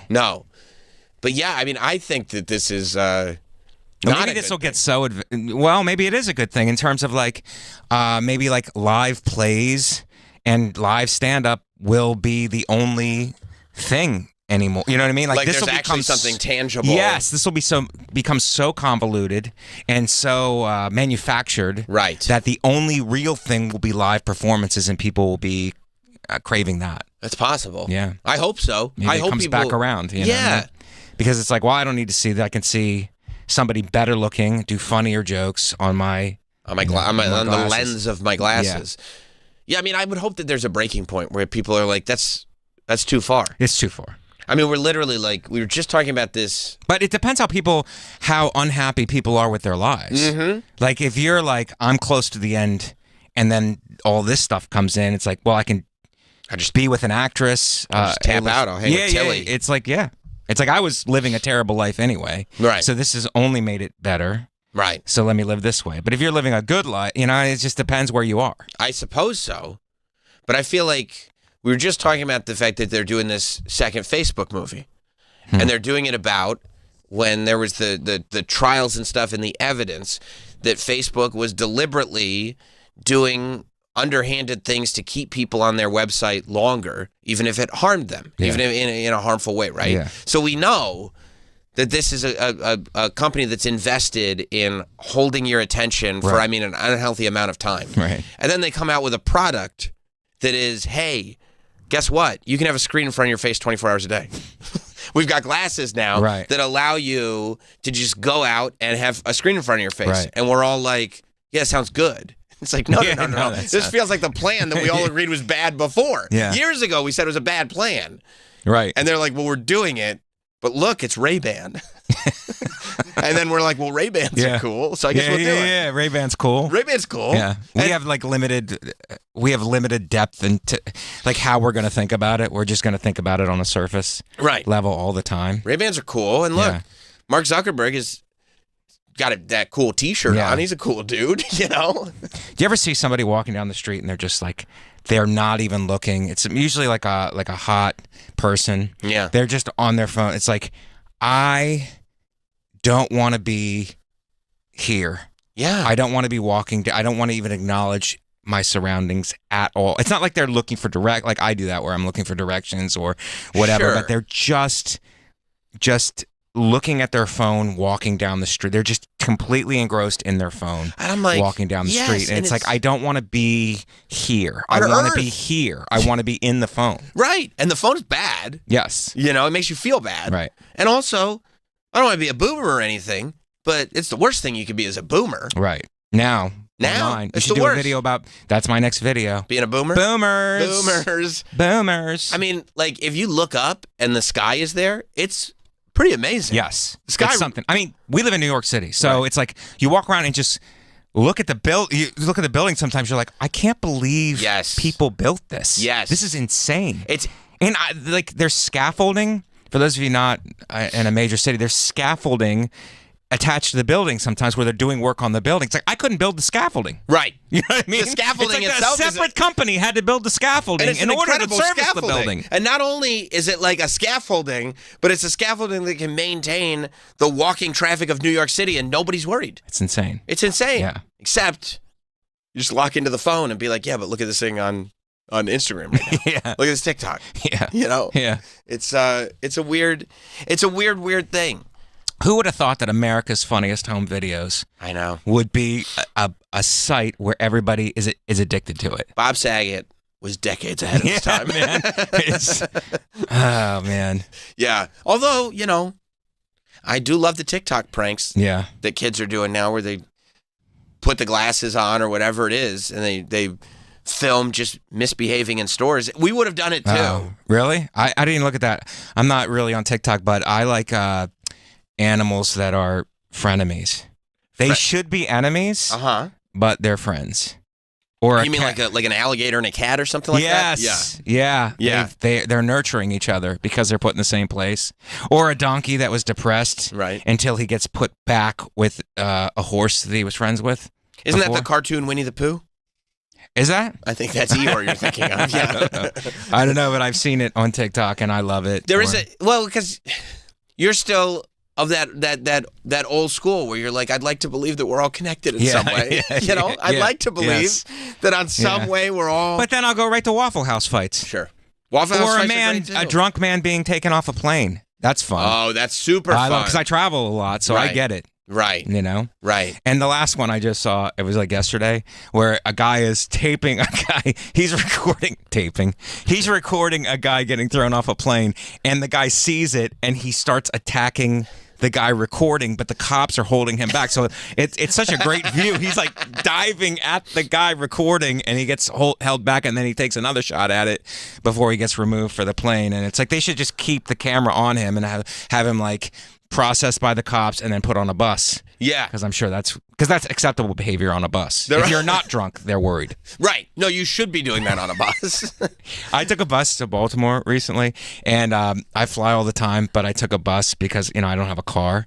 And the announcements... because you live in the city. Yeah. Yeah. But the announcements between a plane and a bus are so funny, because the plane is like, keep your seatbelt on, emergency exits, a mask will fall, this will happen.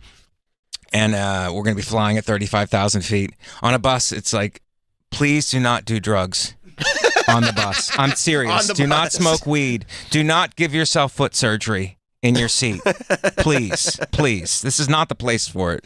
It's like she's pleading for like normal, like it's not directions, it's begging. Like, would you just please? Like, we're not. It's not for your safety. Let's just be it's a decent human being. Yeah, we just want to believe in humanity. Just There please is a don't do it. bathroom. Please do not urinate just in your seat. It's like Listen, I hear you, but I think I'm gonna piss in my seat. I think. Look, I took the bus for a reason. Yeah. On the plane, they make you get up. Not here. Not here. Although we did just hear yesterday from a flight attendant who said she had to look after an older woman who unfortunately was not in the best of shape. And she said this old woman was, she had a diaper on for the whole flight and was changing her own diaper, I guess, without people noticing. Wow. Because at the end of the flight, she had a whole stash of used adult diapers under her seat. At least put them in a plastic bag. Yeah, that's to right. contain the smell. That's right. Yeah. That's 100%. Or maybe Zuckerberg will come out with a Ray-Ban with nose and make you smell whatever's happening on your glasses. Smell-o-vision. Smell-o-vision. Smell-o-vision. There it is. We're finally there. 3D for your nose. That's right. Yeah, I think it's all too close to like examples of when we know we're done. Right. Like when Apple came out with that helmet. And they were like, no. You can wear it at your kid's birthday party because they can see your eyes through the helmet. And then you realize that the glass on the helmet was not actually see-through. There was a whole camera system. So it was videoing your eyes from the inside and then projecting them onto the outside. Oh, my God. So it was like this weird, like just not quite real thing. And I go, it's a science fiction movie, but not the type of science fiction movie where it's like, look where we could be one day. Yeah. It's It's the thing where it's like we're all going to sleep in these pods in weird liquid in like a dungeon or like a burned out factory. Yeah. But it's like we're going to be living in this beautiful world, but the reality of it will be like a dark, full on Matrix, like a mushroom farm. Yeah. Kind of a thing. Would you be okay with that? No, I don't like any of that. Right. Yeah, I don't want to. Hopefully, I don't want to be here when all of that happens. Yeah. I want to be gone. Gone. Yeah. Gone. You guys, you're not going to have kids? Or you are going to have kids? We're trying. Hey. Yeah. That means your kids are not going to be gone. Your kids are going to have to live in the pods. Well, I'm going to raise my kids differently. I'm going to raise them old school. Cold so that showers. None of this. Cold showers. Very cold children. Just freezing cold children. I'm cold. going to raise children with no emotions. Yeah, that's smart. Yeah, because then like they the can't Russian get from tricked. Rocky IV. If he dies, he dies. Yeah. Because if these kids don't have emotions, they can't be fooled. Yeah. Yes. You know? Yeah. They can't be Just lured. logical reasoning. They can't, I have to beat the Italian out of them. That's We're right. like too emotional. That's right. I love the thing online too. The biggest comments I get where I post a joke where I go, I'm 100% Italian, and then I do the joke, and people don't even get to the joke. They just go, you're not Italian, dude. I'm obviously Italian American on both sides of my family, but it's like, so just for a lack of a better word, I'll say that. And they're just like, you're not Italian. You're not even Italian. Another guy from America who claims he's Italian. They're furious about it. Furious. I love when people get furious at the premise of a joke. It's like, that's not even. I have a joke about the electric chair. If I was sentenced to the electric chair, I would beat it because I would incrementally electrocute myself in my cell for 20 years. I love that. And then I would just beat it, the electric chair. Yeah, but Mike, that wouldn't work. It wouldn't work, dude. What if you got lethal injection? It's like they're always like one step ahead of you. Right. Well, also there's a thing, and we've talked about this too on the internet, where like the everything has become literal. You know what I mean? The idea of deciphering irony and humor and sarcasm is slowly dissipating. Right. Where it's like, well, you said it, so you mean it literally. In their defense, though, there is no section. The internet is just it's just the internet. It's just they throw everything at you. So it's like a guy giving a TED talk, a person giving a political speech, a guy doing a joke. It's like they're all talking into my screen. I'm going to take them all at face value. In their defense, that is happening. That is true. Yeah. And they'll just throw it, and even like scroll down. Oh, this is a guy with a microphone. Yes. He must mean this. Yes. Must be running for office. Right. Yeah, something. Yeah. So it's that. Yeah. So in their defense, that's true. But I just like people getting furious at a premise really I love really that. Makes me laugh. It makes me laugh too. It's like, this guy's not even, whatever it is, they could argue it. Meanwhile, the username is literally Comic Mike V. Mm-hmm. Like it says in the thing. They're not readers. No. Yeah, they're reactors. They're emotional. Yeah. How do I feel right Yes. now? And nobody ever learns either, because it's always wrong when like something happens, you instantly feel something. It's probably an emotion that's tied to something completely different. You're in a bad mood, you're whatever it is. But you instantly feel something, you're like, I'm going to react right now. Right. If you had literally given it 60 seconds. Yeah. But how is would've that been person fine. to live with every day? Impossible. You know what I mean? Like, I'm going to react right now. It's, what are your shoes doing over there? It's like, calm down. I was in a hurry when it's no excuse. Get them out. It's like living with that person. Yeah, I promise like, you I was about to reacting move right them. away. An instant It's like, reaction. God. This is what I'm feeling. Okay. All All right. But did you take a breath? No breaths. No breath. Just go. Yep. Yeah. Well, Mike, I encourage everybody to go check out the special, Low Income White. It's available now on the Nate Land YouTube channel. Watch it. Leave comments. Leave Positive comments. It's very good. Leave positive comments, please. I Hit have like. feelings. Do the Hit whole like, thing. Do the algorithm. But I worked very hard on the special for years and put it together. So, and Nate was kind enough to put it on his platform. So please watch it. Yes, for sure. You can also follow Mike at Comic Mike V. And Mike will be at the Funny Bone in Columbus on October 5th. Hartford Funny Bone, October 17th and 18th.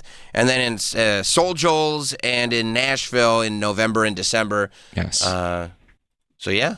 Thanks, man. I Thanks for appreciate coming having me by. on. Thank you. A great time, man. We'll see you guys tomorrow. There's more Sam Roberts Show after this. The Bonfire with Big J. Okerson and Robert Kelly. Okay, I'll take the ladder. Which is the ladder? The second one. Second one. Did you just tell him which the ladder is? Yeah. When someone says it, I just always agree. Someone goes, I choose the ladder, and then I just wait and watch what happens next. I go, oh, it was that one. I've done that. I'll choose the ladder. Mm-hmm. Now what? The Bonfire, weeknights at 5 p.m. Eastern on Faction Talk or anytime on the SiriusXM app. Step inside Ed Sheeran's world. I didn't just drop a new album play, we built a whole channel around it.